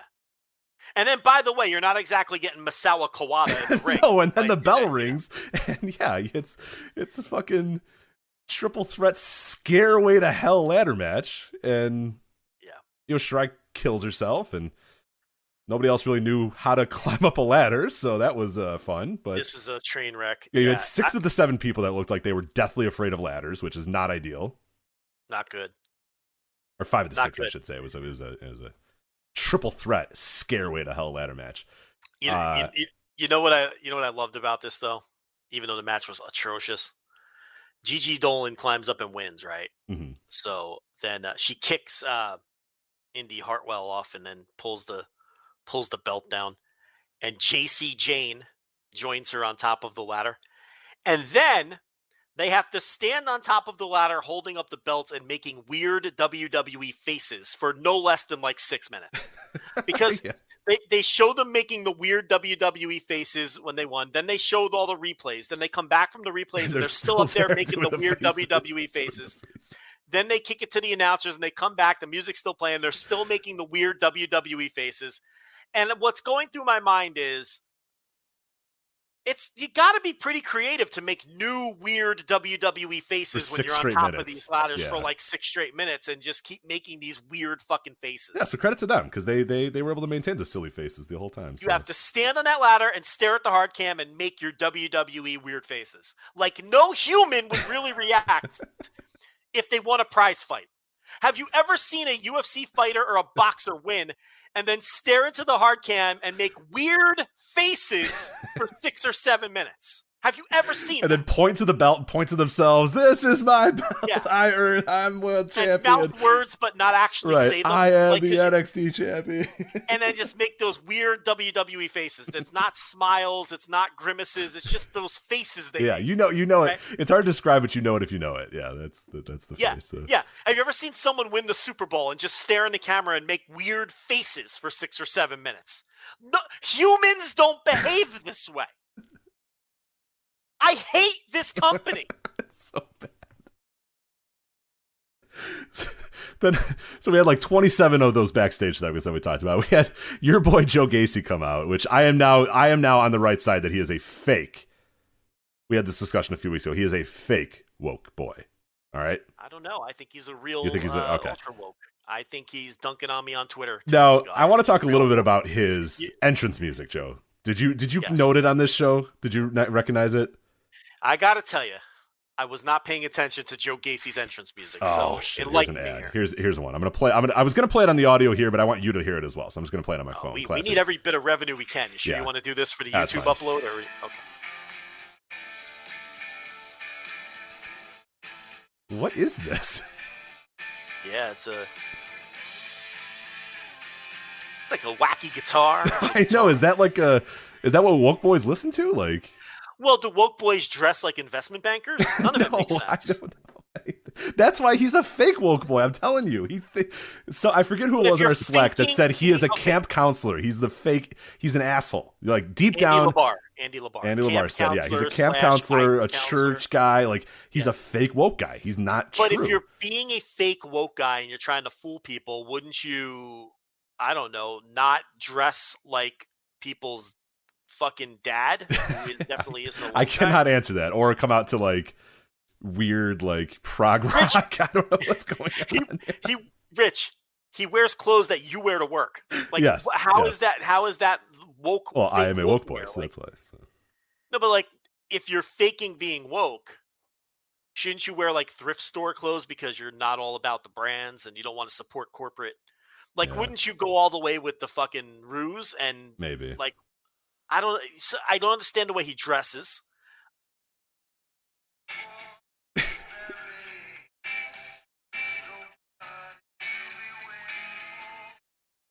I don't know what that. It's like Western folk rock, or like I don't know what the hell it is.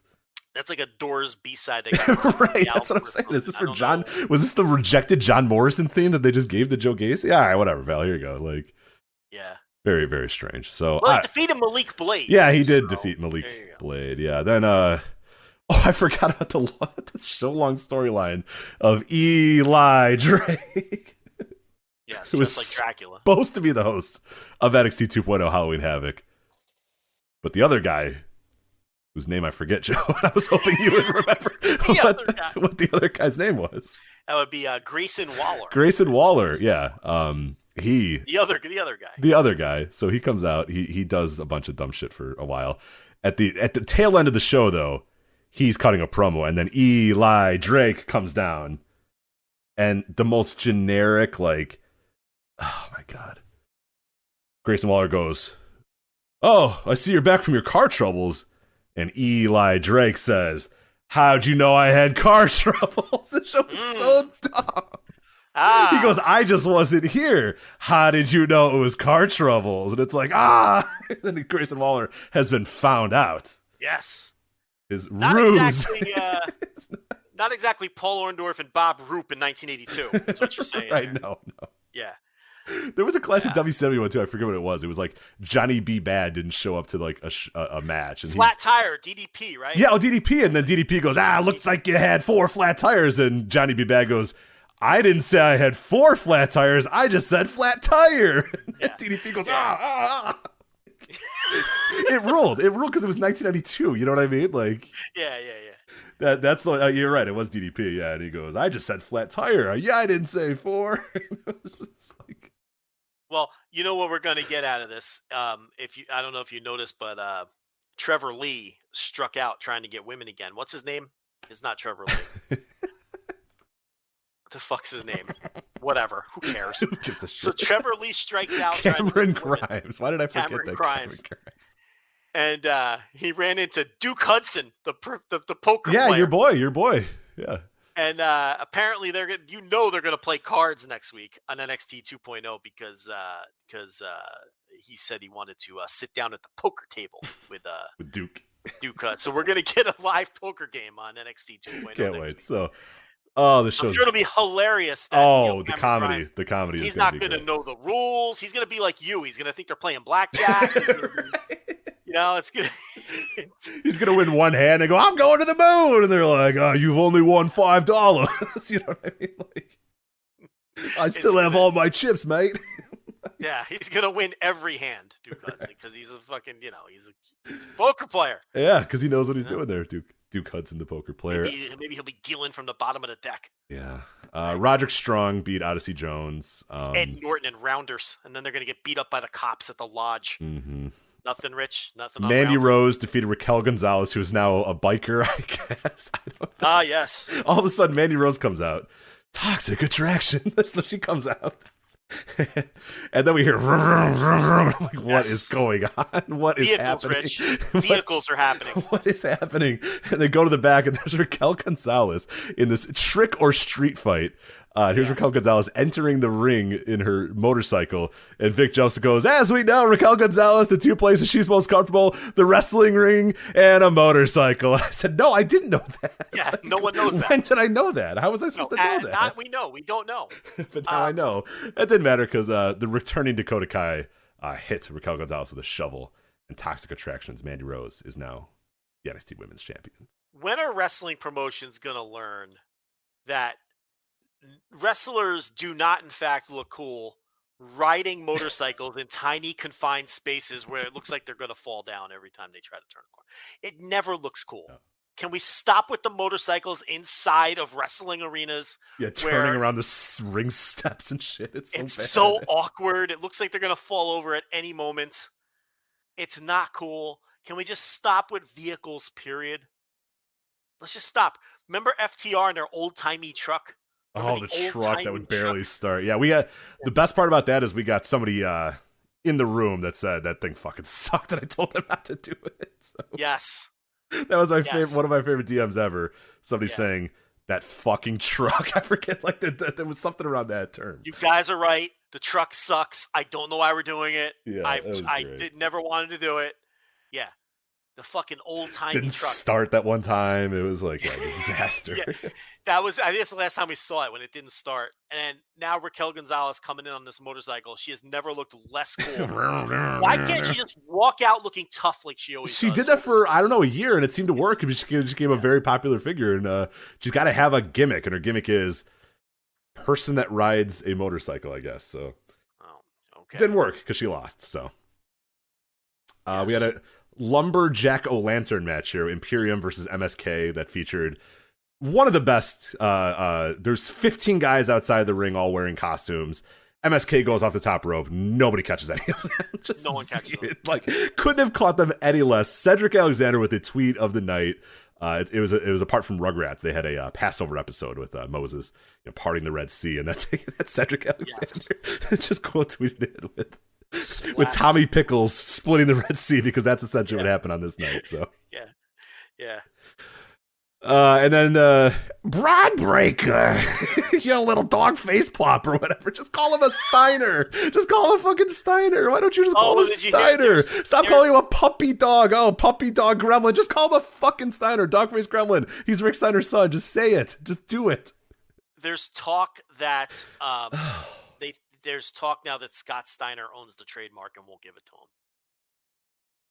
Good. The Steiner. They don't deserve it. So. I will say this. I don't know whether that's true or not, but I will say this. I thought Braun Breaker's stock went tumbling downward in this. He was not good. Nah. And I'm not even talking about the botch where he fell off the middle rope. Like, even putting that aside. In a tape show. Just, in a taped show. There's just nothing there with this guy. Yeah, I think there's something there. It's just Can we he's do not that? ready. Yeah, he's not ready. You can do. I mean, now there's nothing. Yeah, of course. I mean, this is you should not. I mean, he should not have been in this position right now. He should have been beating people for a year straight until it's so obvious that he's ready to go, and that deep down, backstage or whatever, that he's ready to go, that he's ready for this moment. Rich, Top Dollar and B-Fab are on the main roster. Yeah, we're getting aggressive So, no. now. We're getting aggressive, so we'll see. I mean, no, they're not ready. This guy's not ready, and he got exposed here. This was not good. Yeah, he went 14 minutes with Ciampa, and definitely, did not look like a guy who should go 14 minutes with a guy. And here's the thing, like, what I would have done is, if you really think that this guy's something, if you think you're going to just have him fucking beat Tommaso Ciampa in 2 minutes. You know what I mean? Like, really, just do it. It's. You know what? I agreed with that until I saw the match. Maybe. Well, but then you can hide it for a while. I don't know. It depends how strongly you think of this guy, because I don't know that having him go out there and have a so-so match and lose is going to do a whole lot for him. But right. I mean, he should not be on TV. But the toothpaste is already out of the tube. Yeah, sure. Well, now you got to maximize what you have out of him, and that's, to me, would not be a 14-minute match where he loses. But that, all right, we're running out of this. So that was NXT 2.0 Halloween Havoc. We blew through Roderick Strong beating Odyssey Jones for some reason. I mentioned it, but yeah, it happened. So why are the old 40-year-olds? Why are we doing this? Can we just move on, Joe? Impact Wrestling's Bound for Glory. I am going to let you have the floor, because I know you are ready to go about Bound for Glory. So, Joe, I watched it. You watched it.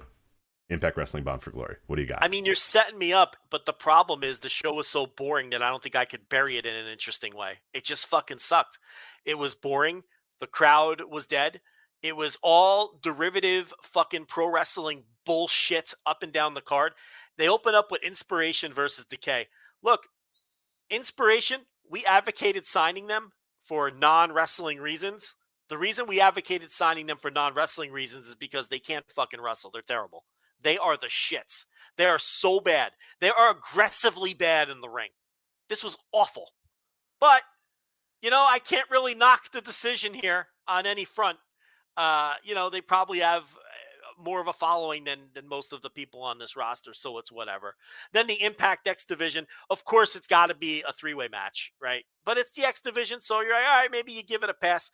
This was the most nondescript, non-interesting X Division multi-man match I may have ever seen.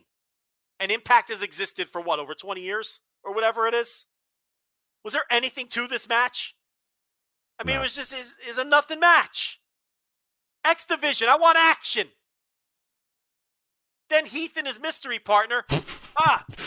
Joe, it was Rhino. Who would have guessed? Solve this mystery. Who could have guessed it would be Rhino? Right? And then they did the thing where, like, for some reason, he doesn't come out. He lets Heath get beat up for 4 or 5 minutes before he comes out, and then they win in the final minute. So, sorry, I was clearly taking a lead, because I'm sure many people knew. Did you talk about the Inspiration and their penis-colored outfits? I didn't mention the penis-colored outfits, but I did mention how they're aggressively fucking terrible. And they're so bad. Yeah, there was I forget who. I think it was Cassie and Havoc both tagged in. They were trying to do like a hot tag thing, and then they just like both ran in, both bumped into each other, both fell down, and then just looked at each other for like what felt like 5 minutes straight. They're so bad. And it was just like, all right, well, someone do something. Like, you got to do something. So, anyway, go on. Havoc is in the match, which doesn't help. Yes. So it was still maybe the best person in the match, which is a horrifying thought. So, yeah. Then the gauntlet, intergender. 30 minutes of Sam Beal is in this match. There's women in this match. Do I need Alicia in there mixing it up with the Kiss Laredo Demon? Kid? Do I need that? Yeah. The demon was there. The Kiss Demon, though. That was cool. Was that Dale Torborg? You know, I was trying to figure out if that was or not. I don't think anybody's ever actually have we found that out? Because I see a Dale Torborg all the time. He was the White Sox strength and conditioning coach for many, many years. And I don't think this was Dale Torborg's got to be 60. Right? Dale Torborg is 50. He's only 50. Yeah, it could have been Dale Torborg. You figure if he's a strength. Yeah, Torborg. Yeah, Dale Torborg made his return at the Bound for Glory pay-per-view. So yeah, that was him. Okay, well, good for him. Yeah, he's still in great shape. Still a guy. I don't know what he's doing these days, but yeah, he was doing the baseball. You know how you say Royal Rumbles are like pizza? Yeah. I think we found our bad pizza. This was horrendous. This was pretty bad. Yeah, This was awful. This was terrible. These are not good. These are horrific, and the names are horrific, and yeah, it was pretty terrible. So. It is not good. Intergender bullshit. Just bad all around. Just this whole show is just not interesting. Then the tag team title match, of course, it's got to be a 3-way, of course. Can't just have a fucking match. It's just so overbooked and shit. Just overbooked shit is what all of this is. You know, I know Finn Juice was in it. No pun intended. No juice to this match at all. Good brothers retain. Do you remember anything about this? I literally watched it. I watched this match maybe 4 hours ago, and I have zero memories of it whatsoever. Zero. Mickey James beats Deonna Purrazzo. I thought Mickey James looked like shit. She looked bad, and I don't know what the fuck they're doing here. What are you doing? Why is she beating Deonna Purrazzo? Don't know. I am going to really need to hear somebody give me a reason why Mickey James had to win this match. You're going to have Mickey James come, quote-unquote, back and Maybe Deanna's going to lose to Fabi Apache a bunch in Mexico or something. I don't know. Okay. Because AAA definitely, if you don't tighten up your booking before you go to AAA, you know they're really gonna call you out for that one. So gotta have those ducks in a row. Right, AAA does not stand for for sloppy booking. Right, you don't want to make them look ridiculous. So that's other than Deonna Purrazzo was leaving, I can't figure out a reason why Mickey James would beat her for the title. Doesn't make sense. No, I completely agree. And Mickey looked garbage. Mickey looked really bad here. I didn't think she looked good. There wasn't anything on this show to this point over 2 stars. Maybe the X Division match was 2.5 or something. I don't know. And then we have our main event, which they worked their asses off. They really this was great. This was great, and unfortunately was invalidated pretty quickly thereafter. But I like this match a lot. Just a good pro wrestling match between pro wrestlers. Josh Alexander, a very easy to believe story. Guy who's worked his way up. He won the X Division title. Now he's going for the world title. Christian Cage, a guy who was in Impact, one of the big factors in Impact, you know, getting to where it got to in the mid 2000s. He's coming back for the first time since he left. Like, he's got the title, and then Josh Alexander does it in front of his kids, and they hug, and it's just like, all right, cool, perfect, great. You know what I mean? Good match. Josh Alexander gets the big win. He's a guy who's been busting his ass on the indies for years and years and years. Gets this big moment. 18 minutes. I like this match a lot. I thought it was really, really good work. It wasn't like, oh my God, go out of your way to watch this thing. It's a match of the year contender, but just a solid professional wrestling match for 20 minutes. I'm glad I watched it. And then Moose, who won the Call Your Shot Gauntlet match, comes out and beats Josh Alexander, who shields his kids, tells his kids to get out of the way, and then Moose spears him and pins him in 7 seconds to win the title. They went for the heat, Rich. They went for the heat. Heat. They just made me way less interested in anything that's going to happen moving forward. The story here is now Josh Alexander, he had his moment ruined, so now he's got to get Moose. But I don't care now. I just don't give a shit. I'm not caught up in that. I'm not into that at all. I don't know. I thought it was heat gone wrong. I don't like it. I feel like the building it didn't seem like they really liked it either, because it was such a heartfelt moment of him, hugging his kid and hugging his wife or whatever and getting so excited, and it felt like the crowd was just ready for that to be it. You know what I mean? Like, that was a cool moment. They had all built up to it. They were all kind of ready for it, and then they just. I mean, I guess that's the idea. They want you to be mad at Moose. But I'm just annoyed that the show ended that way. Right. It's one of those things, again, like, there's a way to do booking in 2021 where people aren't mad at the company, and I feel like more people are just mad at the company than they are mad at Moose. You know what I mean? I don't think cash-ins. Can we get rid of them? Yeah, they're all terrible. Yeah. Just enough with the fucking cash-ins. It's an easy trope, dumb trope. How about you can cash something in, but you don't get the match like immediately. You have Moose come out and turn in his little trophy gimmick or whatever and say, hey, I want you on Impact this Thursday. Right? You could still ruin the moment. You could have him maybe intimidate the wife. Well, with Moose, that might be a poor idea. I swear I didn't do that on purpose. But you could but you could have him intimidate the kid or something and then say, I want you on Thursday. Right? Now you're building something too. You're ruining the moment, which is the idea, right? And to get the heat, but then you're building for the match on Thursday. But we're still doing the shock thing, even though we've done the shock thing for 15 years now. We're done. It's just annoying now. It's fucking annoying. I hate it. And this show was so bad. And then I'm thinking, the main event could redeem itself here. But then they fucking give me this at the end of this show that was terrible to begin with. And now I'm just like, I don't want to watch this company. What on this show made you want to tune in? Right. To our earlier conversation, now you have a finite amount of wrestling hours, consumption hours in the day. Why would you give any of that to Impact Wrestling right now? I hated this show. I hated it. There's just so much tropey, bad WWE shit on this show. All the three-ways and the cash-ins and the wrong people winning and just derivative garbage. I hated this show. I was in a bad mood when I X'd out. I had to watch this. Ugh. Awful. Yeah, not great. And not even fun bad. Just kind of bad and boring bad at times. Boring bad, shit bad. Just awful. I feel like they don't really care. I feel like they're putting out content for their fucking television station and garbage. I think we did this with Impact a few months ago, and I think it's time their whole vibe. It's time to maybe put them on the back burner for a little bit too. So yeah, we'll check in with Impact again in a couple months maybe. So we'll see what ends up happening. All right, we got about we blew through those two shows in about 15 minutes. Yeah, we got about 10 minutes. So do you want to talk New Japan? Do you want to talk Bloodsport? What do you want to talk about? Oh, so let's do GCW real quick. I did not watch Bloodsport, so I'll let you talk about that. But what I did watch was Suzuki versus Gage. I did not watch the whole show. I watched that match, and it was terrible. Like I said, I watched a whole lot of shitty fucking wrestling. I'm glad Suzuki's going back to Japan.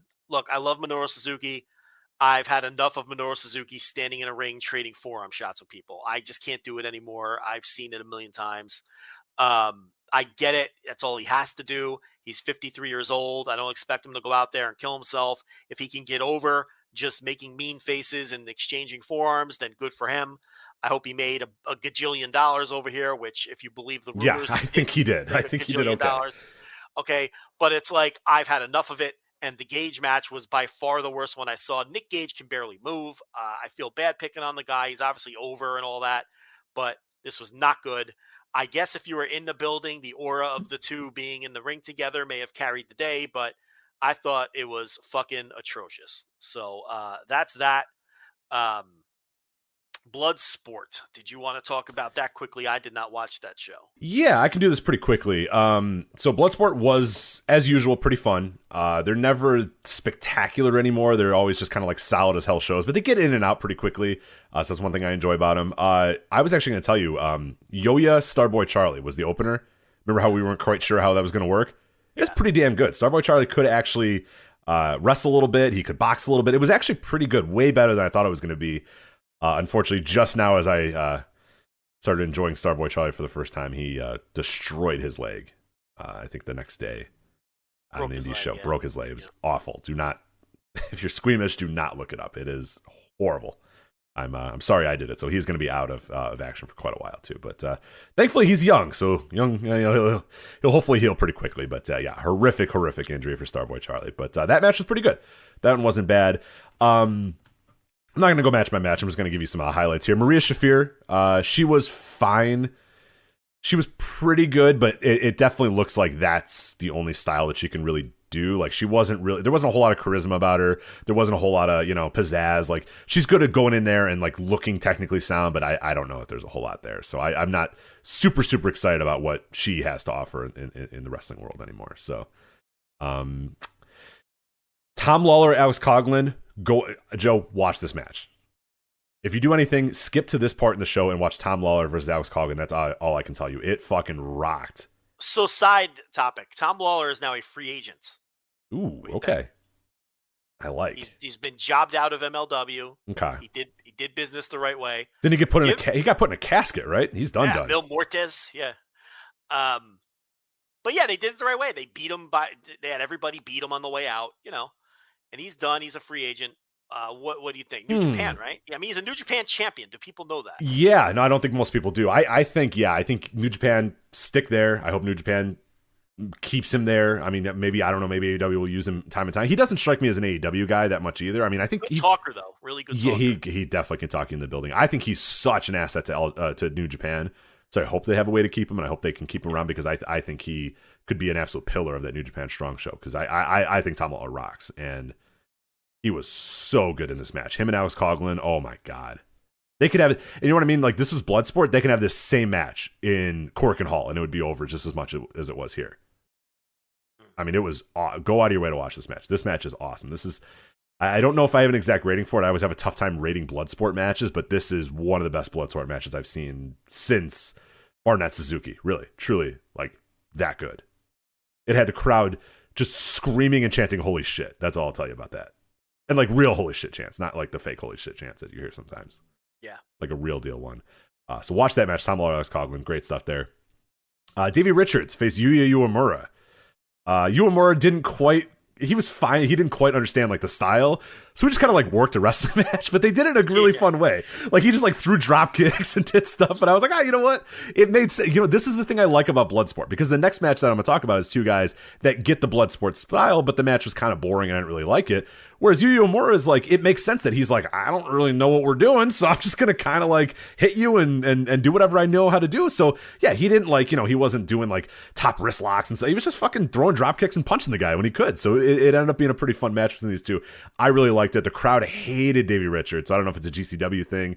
I don't know if it was this crowd or it was a New Japan Strong, crowd that really liked Yuya Uemura, but it was kind of cool. It made for some pretty interesting dynamics where the crowd's just going nuts for Yuya Uemura and booing Davey Richards every time they could. But this was kind of fun because it was like Yuya Uemura had he was a kind of a fish out of water, had no idea what to really do. But that's kind of what made Bloodsport fun. We had that conversation a few months ago when we talked about a recent Bloodsport, that like Bloodsport was really cool and it was like wrestlers out of their comfort zone. And that made it kind of fun. Whereas Davey, he's like a purple belt or something in jiu-jitsu, so he knew what he was doing. Yuya didn't really quite know, so he just kind of punched and kicked and then threw some drop kicks and stuff. So it actually ended up being pretty fun. There was one point where Uemura pretended that he was hurt. Davey Richards walked over. Uemura stood up, hit some awesome drop kick. Davey Richards went rolling out of the ring, and then he followed him out of the ring and started punching him. And the ref's like, no.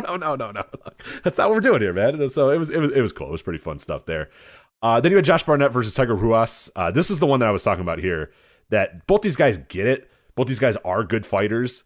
I thought it was boring as fuck. You know what I mean? It was just like an MMA fight between these two guys. And none of the fun stuff that makes Bloodsport, to me, that is that blending of the stuff. I don't want to watch two technically sound guys have a technically sound, grappling match. That's not, I want drop kicks. Watch Tom Lawler and Alex Coughlin. That was two dudes just fighting. You know what I mean? They were in the wrestling ring fighting. It's worked. You can make sure it's not boring. Right. And I think this match, unfortunately, a lot of it was kind of boring. Then the main event, Minoru Suzuki, Chris Dickinson, not boring. But like you said, and I hate to say this, I'm just kind of done with the Minoru Suzuki thing. You know what I mean? Like in America.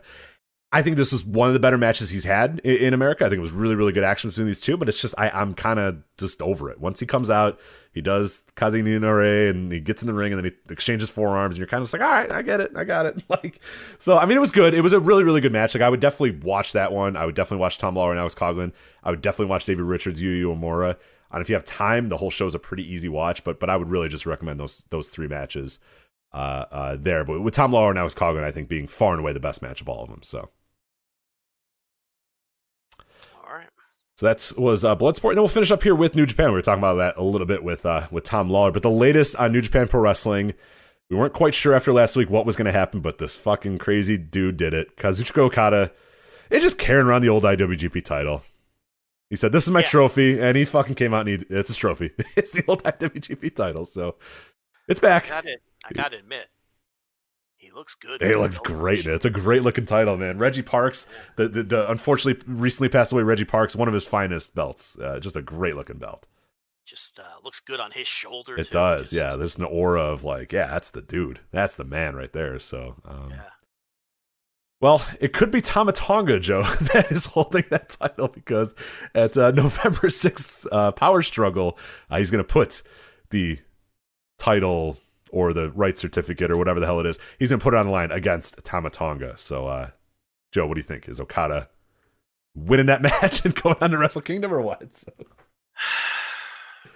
you think he'll do it? At least they're doing it in Japan and not forcing that match on America. Yeah, because we are going to talk about that. Okada will be in San Jose in a bit. We'll talk about that, but also on the November 6th, the Power Struggle show, Shingo versus Zack Sabre Jr. World Heavyweight title, Tanahashi versus Kenta U.S. title, Junior Heavyweight title, Robbie Eagles, Mr. Belts over there, Robbie Eagles. He won the Junior Tag titles. He's a Junior Heavyweight champion. Robbie Eagles, man. We were right about that guy, 6-7 years ago? We first laid eyes on him. We said he was going to be great, and he's great. Yeah, I mean, it's I have a keen eye for talent. I wish people would recognize me for that. But yeah. So I think he'll beat Despy. I think so too. Show. Yeah. Desperado going for it. KOPW 2021, the title that Okada started and then now will just not even. It's this bastard child that he refuses to admit that he brought into this world. But it'll be a Kiss My Feet or an Amateur Rules match between Toru Yano and the Great Okan. So. Fucking Kiss My Feet like Jerry Lawler in 1993. Horrific. Never openweight 6-man titles. Yoshihashi, Ishii, and Goto defending against Sho, Yujiro Takahashi, and Evil. As you said, we talked about it last week. It'd be great to see if Evil wins the title again and goes, no, I don't really like. Not interested in this. Yeah, he should never be. He should never be allowed to go for that title ever again. Well, they're gonna win. Oh, for sure. Yeah, absolutely. They're winning that match and they're winning those titles. So I guess we'll find out. Spoiler alert. Anyway, Master Wato and Ryusuke Taguchi, as well as Yuji Nagata versus Hiromu Takahashi, Bushi, and Sanada. Then real quickly here, Tiger Mask, Great Bash Heel versus Tangaloa, Jado, and Gato. Good lord. And then Fujita and Oiya versus Dookie and Kanemaru. So yeah, they back to full shows. So I didn't even notice that. Yeah, that's a full ass show. There we go. Yeah. It's like a 9-match show. I guess they'll do the Chase Owens Tanahashi match in America or somewhere else down the line.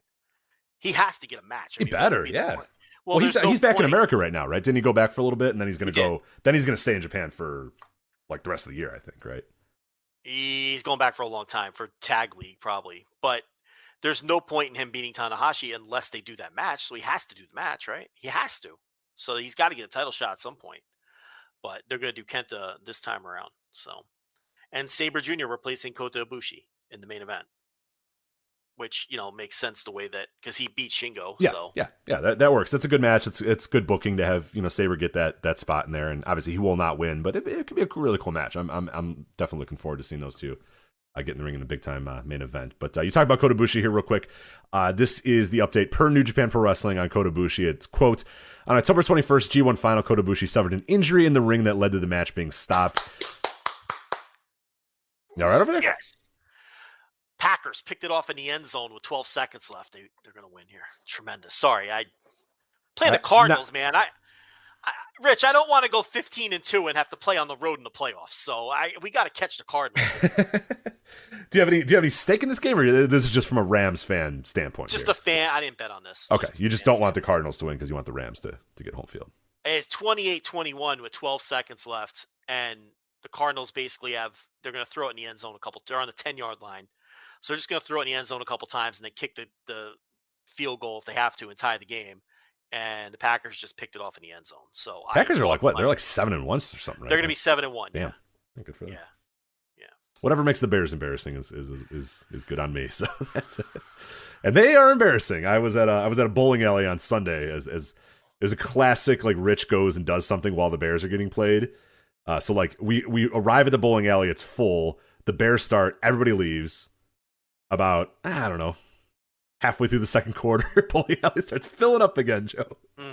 I think it was like 21-0 by like, or whatever. What was the final score? It was like 36-3 or something ridiculous. Like, it was absolute ass whooping. But yeah, there was a lot of people in Bears shirts that suddenly wanted to bowl later in that afternoon. So Fields is not ready. The problem is, Nagy. You can't go back to Dalton. You can't go back to Dalton. No. I'm not suggesting that.